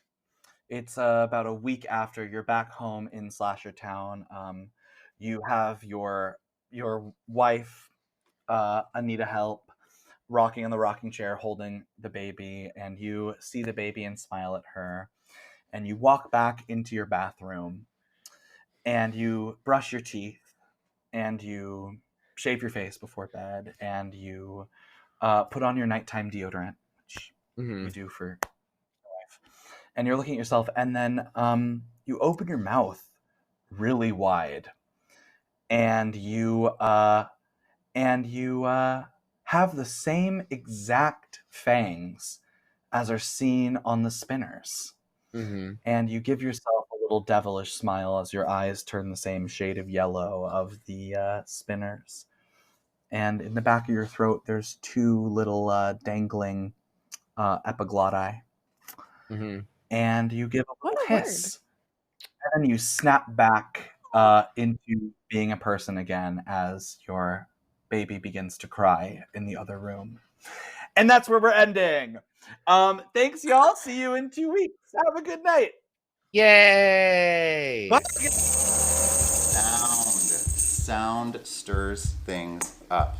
You can use rattles, you can use maracas, you can clap your hands. I also encourage people to laugh audibly.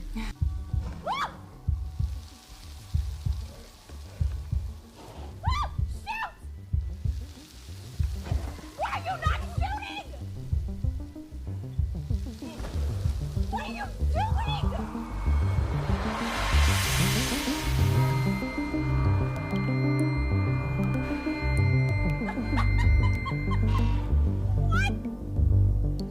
Oh my god!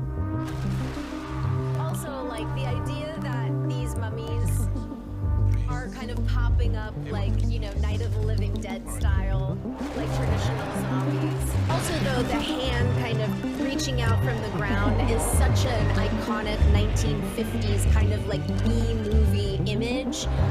So again, throwing back to the old school, the Universal monsters, and so on. Two trulies in a sentence is queer. Truly, truly makes the sentence queer. There's great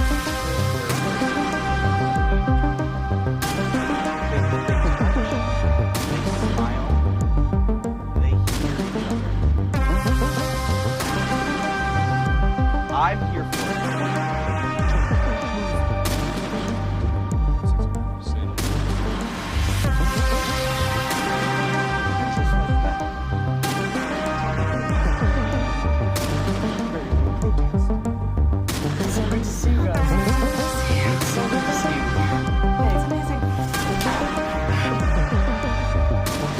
I freaking love that Steven Spielberg was nominated for Close Encounters, and I don't even like Close Encounters. But guess what? He should have been. He should have been nominated for Close Encounters. He should have been nominated for Jaws, too, which came out 3 years earlier. Nominated for Raiders of the Lost Ark. You know what? Yes. Yes, Academy. Yes. Let's have some fun. Let's please recognize big